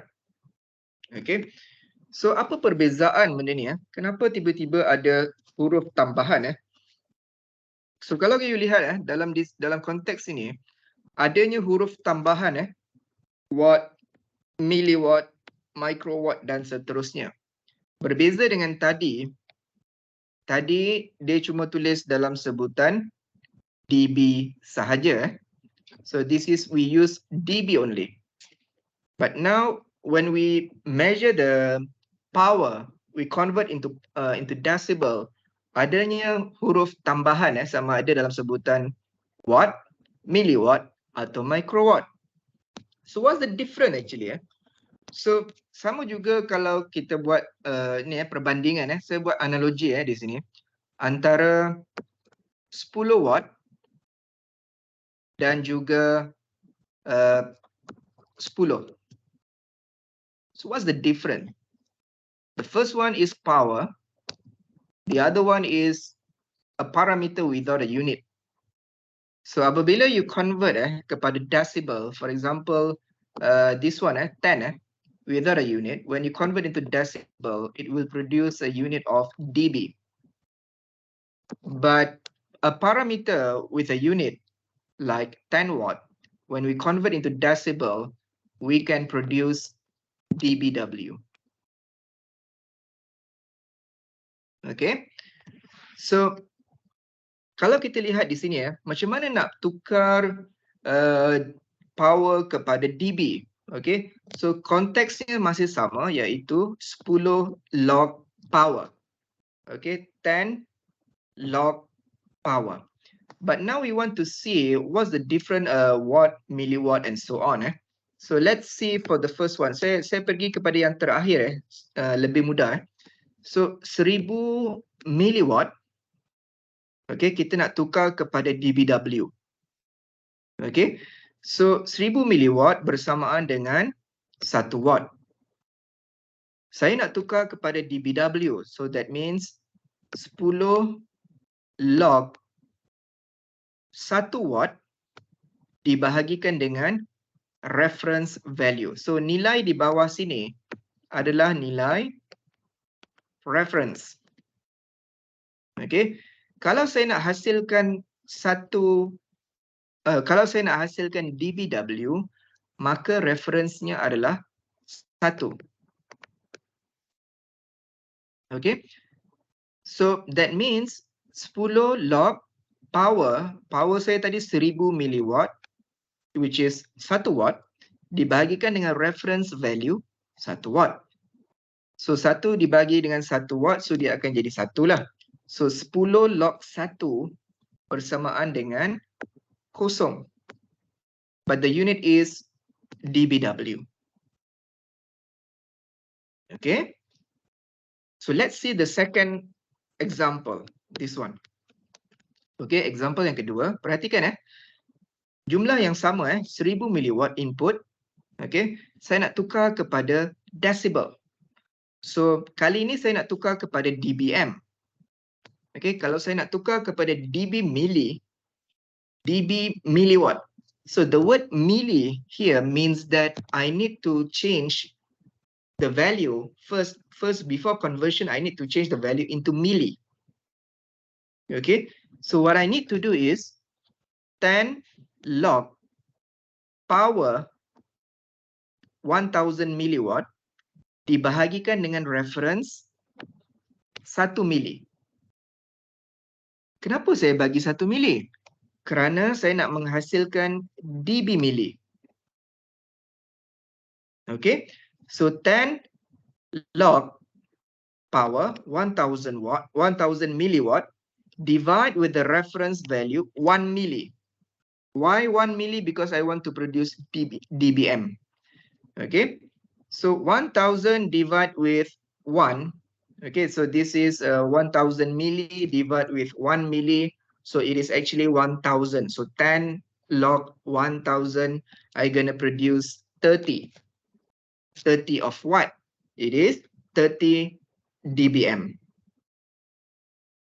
Okay, nah itu contoh Kalau saya tukar benda lain pula, okay, what if I want to produce dB micro? Okay, what if I want to produce dB micro, for example? So let's say I want to produce dB micro. That means 10 log the power 1000 milliwatt divide with reference value 1 micro. So I'm going to produce a value with the unit of dB micro. So 1000, sila gunakan kalkulator 1000 milli, 1000 milli divide with 1 micro. Okay, saya akan hasilkan 1 juta, 1 million. Okay, so 10 log 1 million, I'm gonna produce 60. Okay, so 1000 mili dibahagikan dengan 1 micro, saya akan dapat 1 juta. So 10 log 1 juta, 10 log 1 million, I get 60. But the unit is dB micro. Nampak Macam mana perbezaan reference value itu Kalau saya nak hasilkan dB watt, reference-nya adalah 1. Kalau saya nak hasilkan dB milliwatt, reference-nya adalah 1 mili. Kalau saya nak hasilkan dB micro, reference-nya adalah 1 micro. Okay. Contoh yang lain di sini 1 milliwatt. Nak hasilkan dBm. So 10 log 1 milliwatt divide with reference value 1 milli. Okay, so 10 log 1. 10 log 1 adalah kosong. Unitnya apa? Unitnya adalah dBm. Okay. So kalau you dah terbiasa, you akan nampak bahawa perubahan daripada dBW kepada dBm adalah sebanyak 30. Perubahan daripada dBm kepada dB micro adalah sebanyak 30 lagi. So kalau you dah terbiasa, you boleh congak tambah 30 tambah 30 macam tu. Okay, kalau tak biasa, you kena buat cara panjang macam ni lah. Okay. So example yang ini Kelas kalau tak faham terus tanya soalan If you don't understand, please ask question. So let's do example. Hopefully you can have more understanding about this. So now you are given a power in milliwatt. You already been given a dBm. You want to produce dBW. Okay. So 0.01 kalau you nak tukar kepada dBm bermakna 0.01 milliwatt dibahagikan dengan 1 milliwatt. Okay. So 10 log 10 log. Ni nak cuba yang pertama I want to try the first one. Ini berapa? Cuba guna calculator. So 0.01. Okay. So that means 10 log 0.01. I will get minus 20, which is this one. Minus 20. Unitnya adalah dBm. Macam mana pula kalau saya nak try dBW? Okay, so maknanya 10 log. Okay, 10 log 0.01 milliwatt dibahagikan dengan 1 watt reference. So maknanya akan menghasilkan berapa ni? So 10 log 0.01 milli. Okay. Sorry. 10 log 0.01 milli. So you akan dapat minus 50 dBW. Okay. Minus 50 dBW. Okay. Macam mana pula contoh yang lain? Saya ambil contoh yang inilah 10. So 10 log 10 milliwatt dibahagikan dengan 1 milliwatt reference. Okay. So 10 log 10 saya akan menghasilkan 10 dBm. Okay. What about dBW? So untuk dBW 10 log 10 milliwatt dibagikan dengan 1 milliwatt. Sorry, 1 watt reference.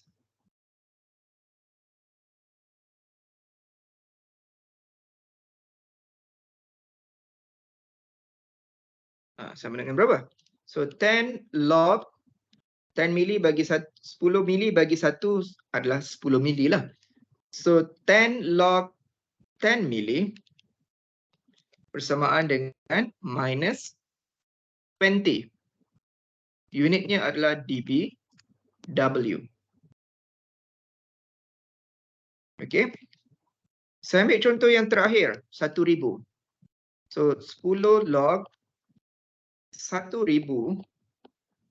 milliwatt, sebab ni unitnya milliwatt atas ni dah tulis dibagikan dengan 1 milliwatt. Saya nak check yang ni 30 ni So 1000 dibagikan dengan 1, so 1000 lah. So 10 log 1000, I gonna get 30 dBm. Okay. What about in dBW? So 10 log 1000 milliwatt divide with 1 watt. So I gonna get 1000 milli bagikan dengan 1. So 1000 milli lah. 1000 milli. So 10 log 1000 milli. So I gonna get 0 dBW.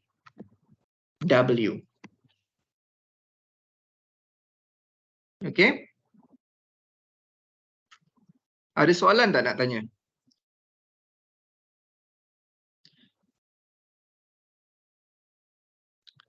Aiman, Syazul, macam mana? Boleh faham ni? Hari, yang lain? Shailes? Boleh faham betul. Boleh Boleh. Okay, kalau ada soalan boleh tanya. If no question, I will proceed to the next topic. Okay, ni tak ada betul So ni saya cadangkan you teruskan I suggest you to proceed with the next values so that You can see the difference, dBm, dBW. Okay. And then power ratio. So power ratio, decibel for the power ratio. Okay, decibel for the power ratio. What is this actually?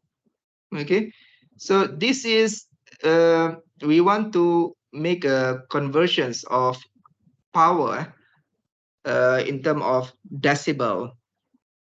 So you see that kalau dia ratio, maknanya power P1, power 1 divided with another power. So it is when you divide watt and watt, so it is you will produce a value without a unit. Okay, kalau kamu nisbahkan antara power 1 dengan power 2, dia akan menghasilkan output yang tidak ada unit. Contohnya 10 watt dibahagikan dengan 1 watt, you akan dapat 10 kerana dia adalah nisbah. Okay, so so that means these ratios produce a value without a unit. Okay, so therefore when we want to convert into decibel, that means 10 log power ratio. So 10 log power ratio dia akan jadi seperti ini dalam sebutan dB. Okay, 10 log power ratio dalam sebutan dB. Okay, macam mana pula dengan voltage ratio ataupun current ratio? Kenapa tiba-tiba ada 20 di sini? Is it a magic number or what? Okay, so again, angka 20 itu bukanlah satu magic number. Dari mana datangnya angka itu? Okay, so apa yang you kena buat adalah sebenarnya kita kena convert power ini. So power, remember Ohm's law, V equal to I R. Okay, and remember about power. Power yang kita belajar dia adalah V square kalau dalam RMS divide with R. Ataupun power juga boleh dibuat dalam sebutan I square R. Okay, so dalam kes ini kalau you lihat, okay, P out over P in, for example, that means I'm gonna have V out square divide with R divide with V in square over R. Okay, yang mana sebenarnya R ini boleh dibuang. Okay, so that means V out over V in square. So V out over V in square. Okay, yang mana saya buat di sini adalah 10 log of V out over V in square. So apabila berlaku seperti ini, maka dua ini kita boleh pindahkan ke depan. Maka dia akan jadi 20 log V out over V in. Okay, so 20 itu datangnya disebabkan oleh adanya kuasa 2 tadi. Sama juga dengan current ratio. Okay, so current ratio, that means I out square R divide with I in square R. So R can be cancelled out. So ini adalah I out divide with I in square. Kalau you buat dalam bentuk decibel, so 10 log I out over I in square. Angka 2 ini boleh bawa ke depan. So dia akan jadi 20 log I out over I in. Okay, current out, current in. Okay, so apa tujuan kita kira benda ni? What's the reason we calculate this? Okay, so this is very important in order to calculate the SNR. SNR is the signal to noise ratio. Okay, signal signal voltage or signal power divide with noise voltage or noise power. Okay. SNR adalah parameter yang sangat penting dalam communication system. Okay. Nanti you akan lihat bahawa kita menginginkan SNR yang besar. Okay. Ideally, we want the SNR to be as high as possible. Okay. Lagi besar nilai SNR, lagi bagus. Okay. Which you will about SNR in chapter 2 later. Okay. And then what? Ya ini ya. A microphone has the output of minus 50 dBm. Calculate the actual output power. Okay. So remember previously kita buat 10 log power divide with 1 milli. Okay. Equal to minus 50 dBm. Okay. So macam mana, berapakah nilai power ini? Okay, we don't know. Okay, we don't know. So apa yang boleh kita buat adalah, let's do like this. 10 log X sama dengan minus 50 dBm. Okay. So log X sama dengan minus 5 dBm. Betul ya? Saya bagi 10 ya. I divide with 10, so minus 5 dBm. So X bersamaan dengan 10 power of minus 5. Okay. Maknanya dia adalah 1 kali 10 kuasa negatif 5 watt. So berapakah power? Okay. So power bersamaan dengan, so that means the power is actually 1 times 10 power of minus 5 darabkan dengan reference value which is 1 milli. Okay. So the power itself is actually 1 times 10 power of minus 8 watt.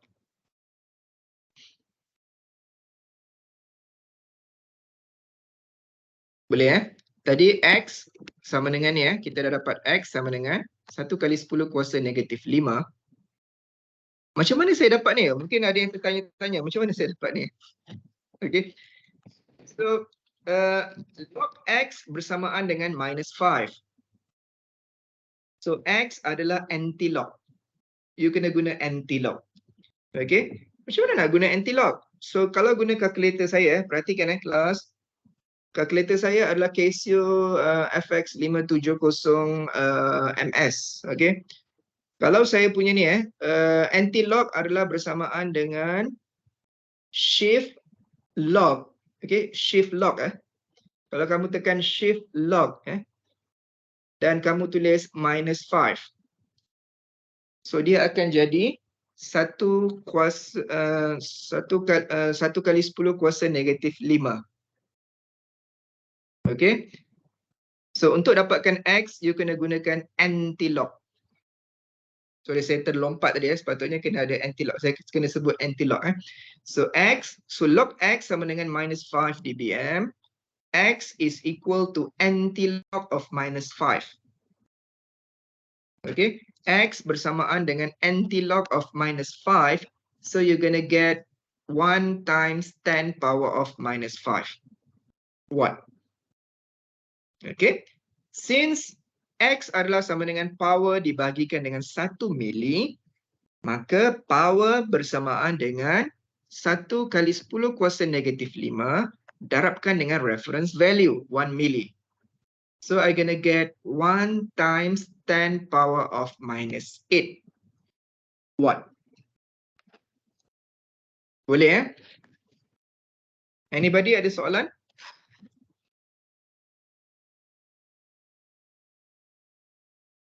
Ni Syazul, Aiman, Hari, yang lain? Okey, boleh faham Hello? Boleh Doktor. Boleh Okey. Boleh Ini. Doktor. Okey, Aiman. Okey, ni yang 1.7 ni penting ini example 1.7 ni sangat penting untuk kamu faham kerana dia mirip seperti soalan test dan juga final lah. Lebih kurang macam ni lah. Okey, yang mana kita bagi apa tu cascaded Biasanya dalam test atau final kita suka bagi dalam bentuk cascaded. Okay, so you kena faham bentuk cascaded lah yang tadi bersambung So for a 3-stage system with the input power minus 20 dBm and power gains of 3 stages are 13, 16 dB and minus 6 dB. So apa benda ni? Okay. So saya mencadangkan kamu lukis Kalau ayat macam ni susah nak faham. Okay. So dia kata kita so ada sistem So kita ada cascaded system ni kalau saya lukis kita ada yang pertama first amplifier, second amplifier, third amplifier. Okay. Diberikan input bersamaan dengan minus 20 dBm. Okay. Dan diberikan nilai gain yang berbeza-beza. A1 bersamaan dengan 13 dB. A2 bersamaan dengan 16 dB.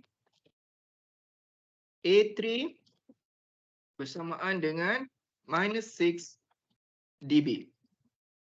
Okay. So soalannya adalah tentukan output power. How much is the P out? Kita tak tahu. Berapakah nilai P out dalam sebutan dBm dan juga milliwatt? Macam mana ni? Okay. So sekarang saya nak tunjukkan kamu apa kebaikan kita buat dalam bentuk decibel. Okay, kamu akan nampak sekarang lah. Sekejap. So macam mana soalan dalam final exam ataupun test? Selalu dalam soalan final kita nakal sikit Apa yang kita buat adalah ni perhatikan kelas. Kalau dalam final kalau you lihat dalam contoh test atau final yang lepas pernah dibuat seperti ini Ni tengok tengok skrin semua. Ni contoh Kita bagi parameter seperti ini contoh. A1 13 dB, A2 16, A3 minus 6 dB.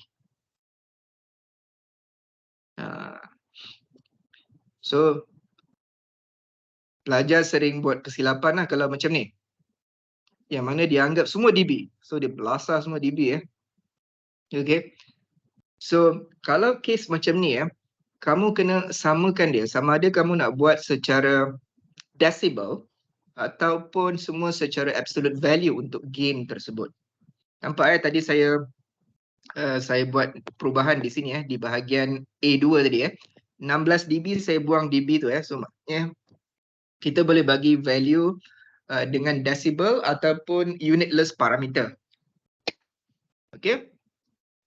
So kalau berlaku seperti ini saya cadang kamu convert semua kepada decibel. Lebih mudah. Okay. So berhati-hati dalam unit. Sometimes student pernah tanya dalam test atau final tu student tanya, ini kenapa tak ada unit? Tiba-tiba tak ada unit. So dia boleh jadi tak ada unit dan boleh juga ada unit. So be careful about that. Okay. So kita nak lihat contoh yang inilah. So 16 dB tadi So 16 dB. So macam mana kita nak mengira output power dalam dBm? So untuk yang pertama untuk menentukan output, saya perlu kira total gain, betul Saya kena kira total gain. So total gain A total dalam sebutan dB bersamaan dengan berapa? Bermakna A1 dalam sebutan dB, okey, tambah A2 dalam sebutan dB tambah A3 dalam sebutan dB. Okey. Tadi kamu belajar A total sama dengan A1 darab A2 darab A3. Ini hanya benar sekiranya A dalam sebutan absolute value, no unit, without a unit.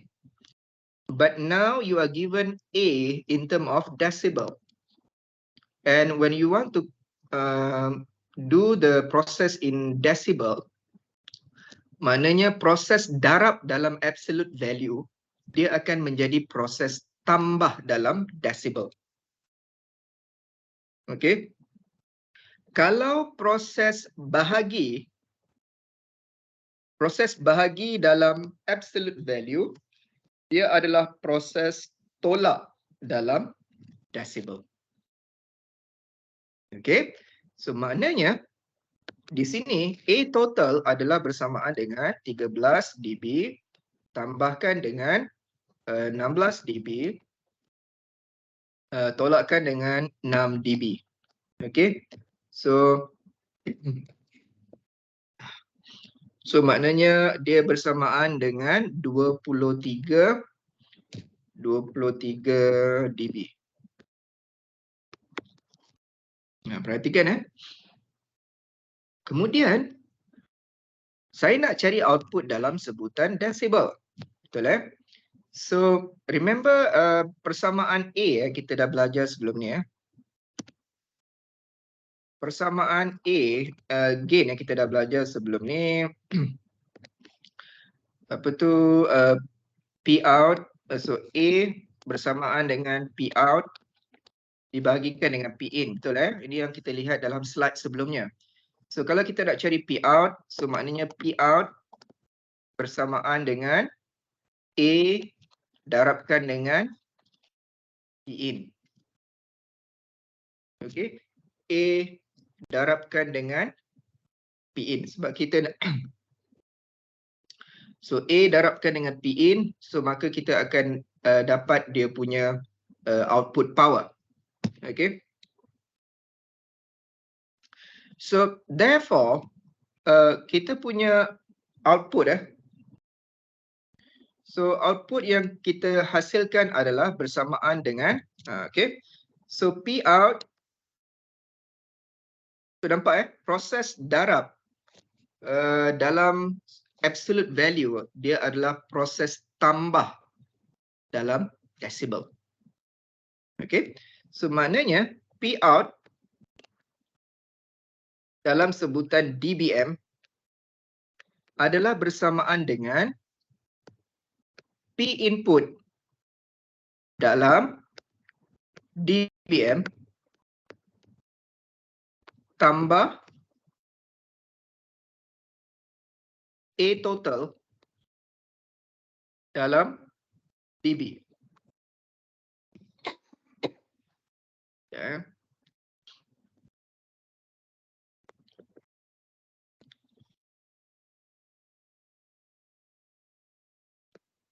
Okay. P out dalam dBm bersamaan dengan P in dalam dBm plus A total dalam dB. Kenapa saya buat macam tu? Okay. So konsepnya sama seperti saya buat macam ni. Kalau saya buat analogi 10 darabkan dengan 10 watt, dia akan jadi berapa? 100 kan? Betul tak? Aiman, boleh respon tak? 10 darab 10 watt sama dengan berapa? 100. 100 apa? 100 watt, betul Kalau saya buat gini macam mana? 10 darab 10 sama dengan 100. Betul So, adakah sama yang ni saya buat ni? Aiman boleh respon tak? 100 ni dengan 100 watt sama ke?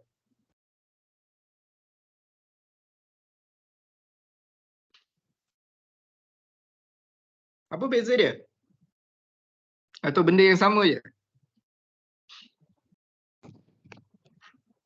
Aiman, macam mana? Unit doktor. Ha? Unit. Unit. Betul Dia tak sama kan Aiman? Satu 100, satu lagi 100 watt. So maknanya, kalau dia tak sama, dalam exam, kalau kamu tak tulis unit, jawapan kamu salah So kita setuju kalau dia tidak ada unit, maka dia salah lah. So apa yang saya nak tunjukkan ni sebenarnya? So saya nak tunjukkan satu value yang tidak ada unit, darabkan dengan satu value yang ada unit, maka dia akan menghasilkan output dengan unit yang sama, W, watt. Sama juga dengan konteks yang ini. Okay. Kalau saya nak cari P out dalam dBm, maknanya saya punya P input mestilah dalam bentuk dBm, dalam sebutan dBm. Dan ini A total adalah satu value tanpa unit sebenarnya yang ditukar kepada dB. So that's why di sini dia kena sama. So kalau P out dalam dB micro ataupun dBW, maka P in mestilah dalam dBW. Okay. Remember that both of these must be the same unit. Okay. So dalam kes ini, dia adalah negatif 20 dBm tambahkan dengan 23 dB. So dia akan jadi berapa? 3 apa? 3 dBm. Okay. Dia akan jadi 20 minus 20 plus 23. So kita kira dia punya magnitude Okay. So ini adalah 3 dBm. Okay. 3 dBm. Okay. So 3 dBm dalam sebutan microwatt berapa? So kamu boleh tukar kepada microwatt, milliwatt dengan cara anti-log yang ini Anti-log 3 you akan dapat. Okay. So anti-log 3 you akan dapat 1000 sorry. Anti-log 0.3. So 10 log, so anti-log 0.3. Anti-log kenapa 0.3? Kerana kita perlu bahagi 10 dulu So anti-log 0.3 you akan dapat 1.995 ataupun 2 miliwatt. Okey, ataupun 2 miliwatt. So saya buat sinilah 1. So P out macam mana saya buat? Saya buat kat sini, saya padam sikit sekejap.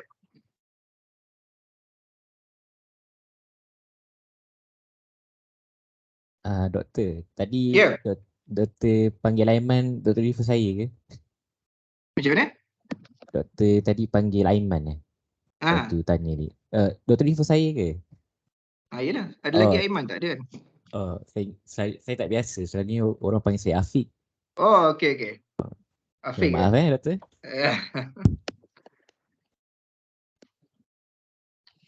So, saya padam sikit. So, Afiq. Sorry nanti lepas ni saya panggil Afiq. Okey. So, maknanya apa yang saya nak tunjuk di sini adalah, alamak, sekejap Okay. So, 10 log power, okay. Power dalam dBm, power dalam milli, okay. Sebab kita dalam sebutan milli, okay. Power dalam milliwatt bersamaan dengan 3 dBm. Okay. Kenapa saya buat ni? Sebab dia memang dah dibagikan dengan reference, so dia dalam sebutan milli. So power dalam sebutan milliwatt, okay, bersamaan dengan anti-log, okay, anti-log of 0.3. Saya kena bahagikan dengan 10 dulu. 3 bagi 10, 0.3.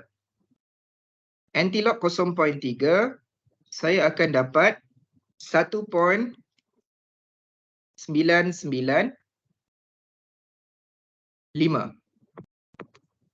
Unitnya adalah milliwatt.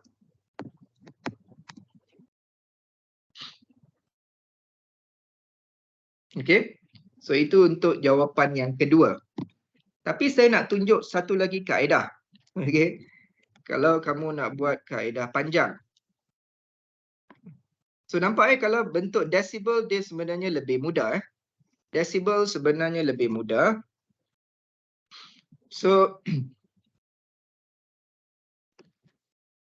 kalau kamu nak buat pengiraan cara yang panjang lah. Contoh kalau nak buat macam ni, maknanya kita kena tukar semua 13 dB tukar kepada absolute value dia akan jadi. So shift anti-log 1.3. So dia akan dapat 19.953. So ini sama dengan 19.953. A2 bersamaan dengan anti-log 1.6. You akan dapat 39.811. 39.811. A3 sama dengan anti-log of minus 0.6. Okay, minus 0.6, you akan dapat 0.251. Okay. So apa yang kamu boleh buat adalah kamu darabkan semua ini Okay. Tadi 19.53 darabkan So kalau kamu nak kira 19.53, A total sama dengan 19.53 darabkan dengan 39.811. 39.811 darabkan dengan 0.2511 0.2511. So ini dapat berapa? Ini nak kira cara lain 19.53 darabkan dengan 39.811 darabkan dengan 0.2511. So you akan dapat 195.232 untuk A total. Dan untuk input adalah negatif 20 dBm So negatif 20 dBm untuk P input which is negative 20 dBm.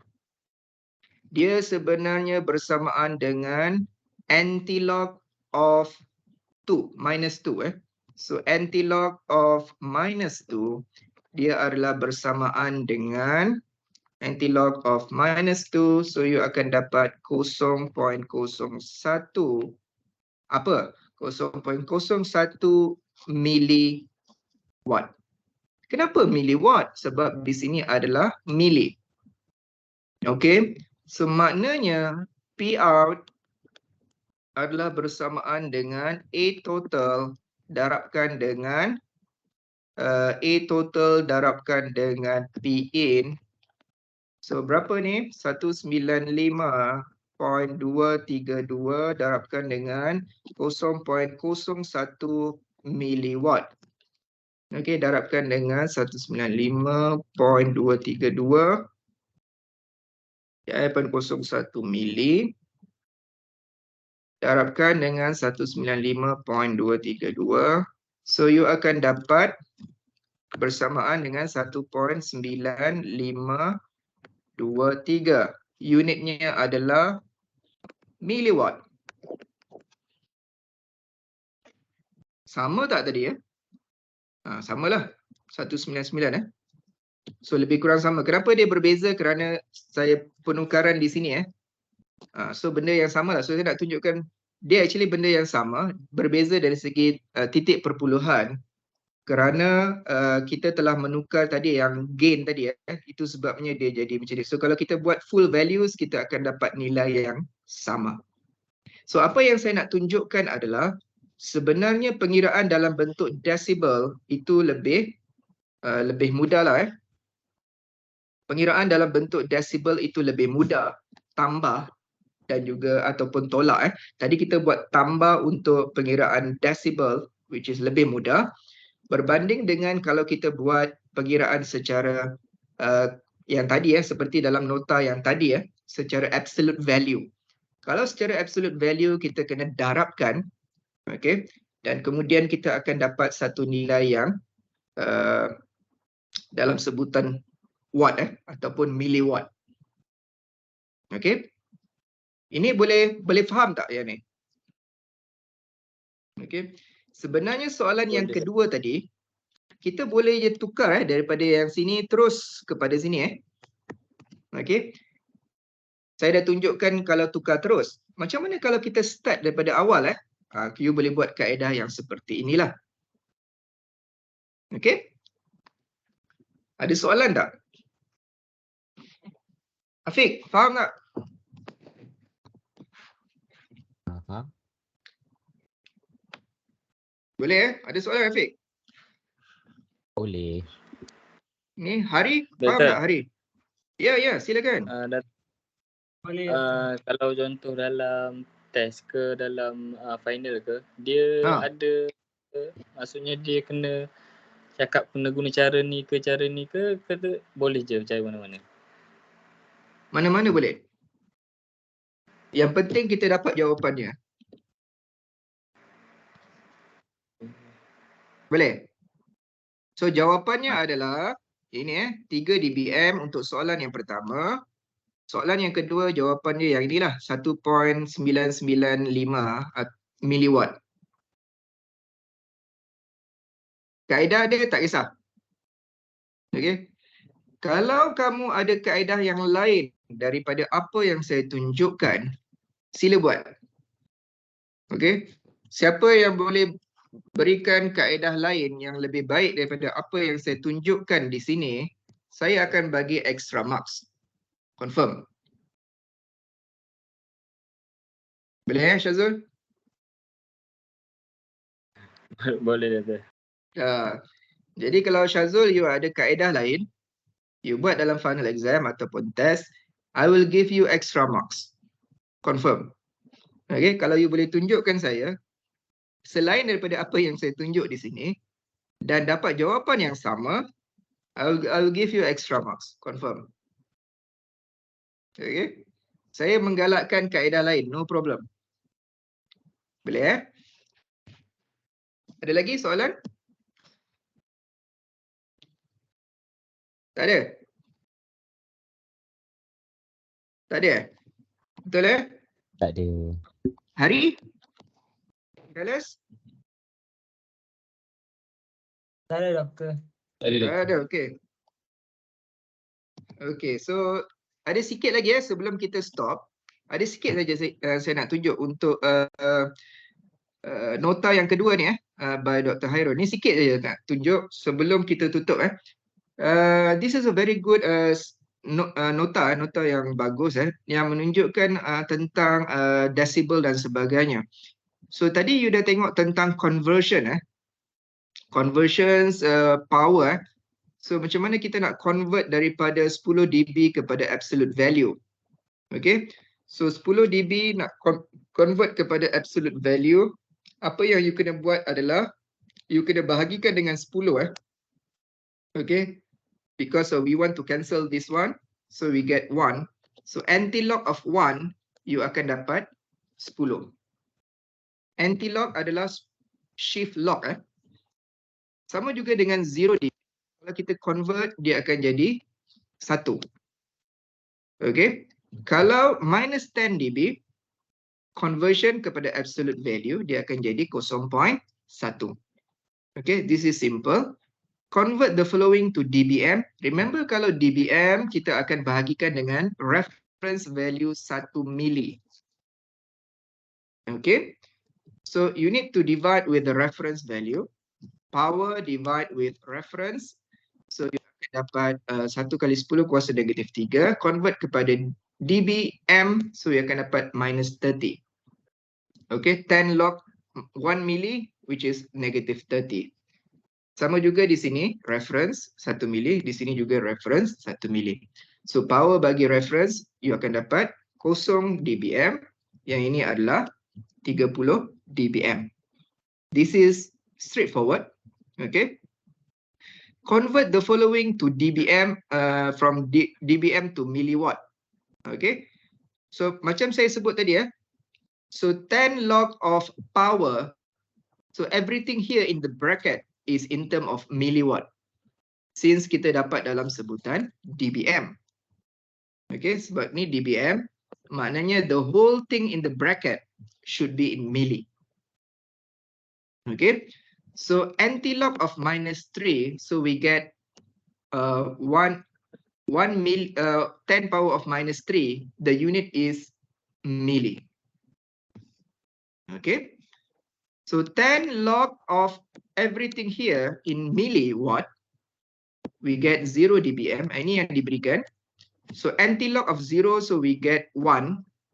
Unit adalah milliwatt. And then here, this one is 30 dBm.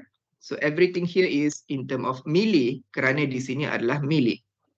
So therefore anti-log of 3, so we get 1000. Unitnya adalah milliwatt. Okay. And then convert the following to dBW. Ini senang the reference value adalah 1 watt. Okay. Convert the following to dBW. Ini pun senang So anti-log of everything in the bracket Anti-log of power in the bracket. So we get here is 10 watt, 1 watt and also 1000 watt. Ini biasa kita dah lihat. Combine power in log scale. So for example 1 milliwatt plus 1 milliwatt. Ini biasalah 2 milliwatt. Okay, simple. Macam mana pula dengan ini? 0 dBm plus 0 dBm. We cannot do this. Okay. You boleh buat 0 dBm plus 0 dB. Possible. Which is equal to 0 dBm. Tetapi dBm tidak boleh tambah dengan dBm. Okay. What you need to do is you need to convert into power first. Then you can, after you convert into power, you can add up both of it and then you reconvert into dB. Okay, so apa yang berlaku di sini adalah kita tukar 0 dBm 0 dBm kita tukar kepada power terlebih dahulu. Okay, so kita dapat power dalam sebutan. So anti-log of 0 we get 1 milliwatt. Okay, so 1 milliwatt for 0 dBm for 0 dBm is 1 milliwatt. So soalannya adalah ini. Maka kita kena buat dalam sebutan power untuk tambah. 1 milliwatt tambah 1 milliwatt kita dapat 2 milliwatt. Daripada sini barulah kita convert kepada dB. Okay. 10 log 2 milliwatt divide with reference 1 milli. So kita dapat dalam sebutan dBm. Okay, 3.01 dBm. Okay, remember dBm dengan dBm tak boleh, dBW dengan dBW pun tak boleh. Okey. Yang ini. Ini boleh. Ini macam saya tunjuk tadi 0 dBm plus 3 dB boleh dibenarkan. So dia jadi 3 dBm. Okay.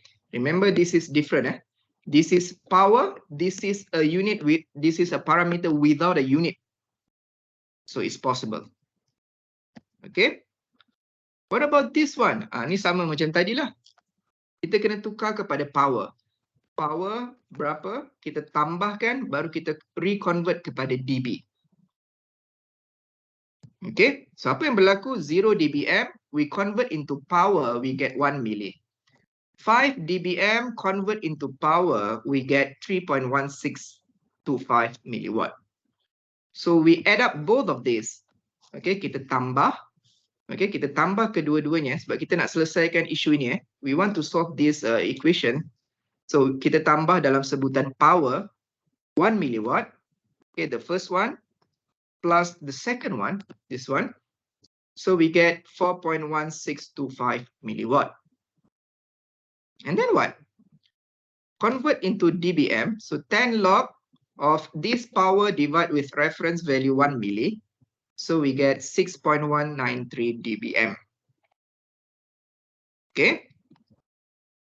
0 dBm plus 0 dBW ini pun tidak dibenarkan. Okay, kerana kedua-duanya dalam sebutan power. It's not allowed. So you need to convert into power first. You add up together, then you reconvert again. Okay, so 0 dBm adalah bersamaan dengan 1 milliwatt. 0 dBW bersamaan dengan 1 watt. So you tambahkan kedua-dua ini, okay, barulah you boleh dapatkan jawapannya. So 0 dBm plus 0 dBW sama dengan 1 milliwatt tambah 1 watt. So 1001 milliwatt convert kepada dBm. So 1001 10 log 1001 milliwatt divided with 1 milli, so you get 30.0043 dBm. Okay. Ataupun you nak tukar kepada dBW. Okay, so 10 log 1001 milli divide with reference 1. So therefore you get 0.0043 dBW. Okay, so ni kalau you tengok dia tambah tolak 30 je. So dapat dBW. Ni kalau boleh congak, you boleh terus tolak 30. Okay. And then what? Okay, selesai. Okay. So remember that jangan campur adukkan. So macam tadi kalau gain sama dengan A1 sama dengan 10, A2 sama dengan 30. Okay, you kena darabkan dia. A total sama dengan 10 darabkan dengan 30 which is 300 lah. So kalau A1 sama dengan if A1 is equal to 10 dB, A2 bersamaan dengan 20 dB. So you kena tambahkan dia. dB dengan dB boleh tadi tak nampak tadi dB dengan dB boleh tambah. So A total sama dengan 20 dB plus 10 dB. So you akan dapat 30 dB. Okay. Kalau dB dengan dB boleh. Okay. dB dengan dB boleh. dB dengan dBW atau dBm boleh. Tetapi dBW dengan dBW tak boleh. dBW dengan dBm tak boleh. dBm dengan dBm tak boleh. Okay, so be careful about that. Okay, so that's all for today. So kita akan ambil attendance. Sorry, saya ambil masa lebih sikit. So semua boleh buka QR code. Lepas ni ada kelas lain ke? Afiq ada kelas lain ke? Aiman, siapa tu? Hari? Ada doktor. Ada, okey, sekejap. Sorry lah korang. Tak apa. Kelas start 2.10. 2.10? Dua suku start. Siapa pensyarah dia? Saya dengan Puan Munira, CAO. Subjek CEO. Oh, subjek CEO. Computer Jom. architecture.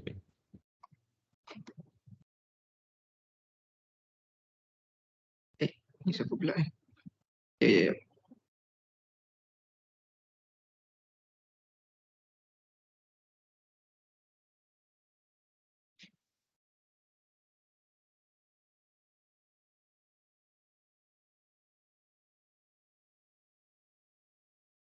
So semua boleh buka ni boleh buka QR code reader. Sekejap so saya share balik saya punya screen. Okay, QR code boleh nampak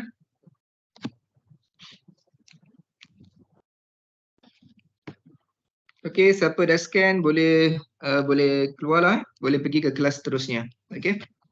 So see you again next week. So apa yang perlu buat selepas ini adalah form a group and then saya akan berikan instruction untuk task yang pertama. Okay, task pertama adalah berkenaan dengan noise yang mana kita sebenarnya akan start belajar pada minggu depan. Okay. Nanti saya akan terangkan lebih lanjut lah. So instruction tu nanti saya akan beri dalam maybe dalam minggu ni saya akan berikan. You boleh baca dulu dan nanti next week saya akan terangkan. Okay. So itu aja. Assalamualaikum. Terima kasih. See you again next week. Okay. Bye-bye. Salam. Terima kasih Doktor. Okay, sama. Terima kasih Thank you, Doktor. Doktor. Okay, welcome. Bye-bye. Terima kasih, Doktor. Thank you, Doctor. Okay, welcome. Bye-bye.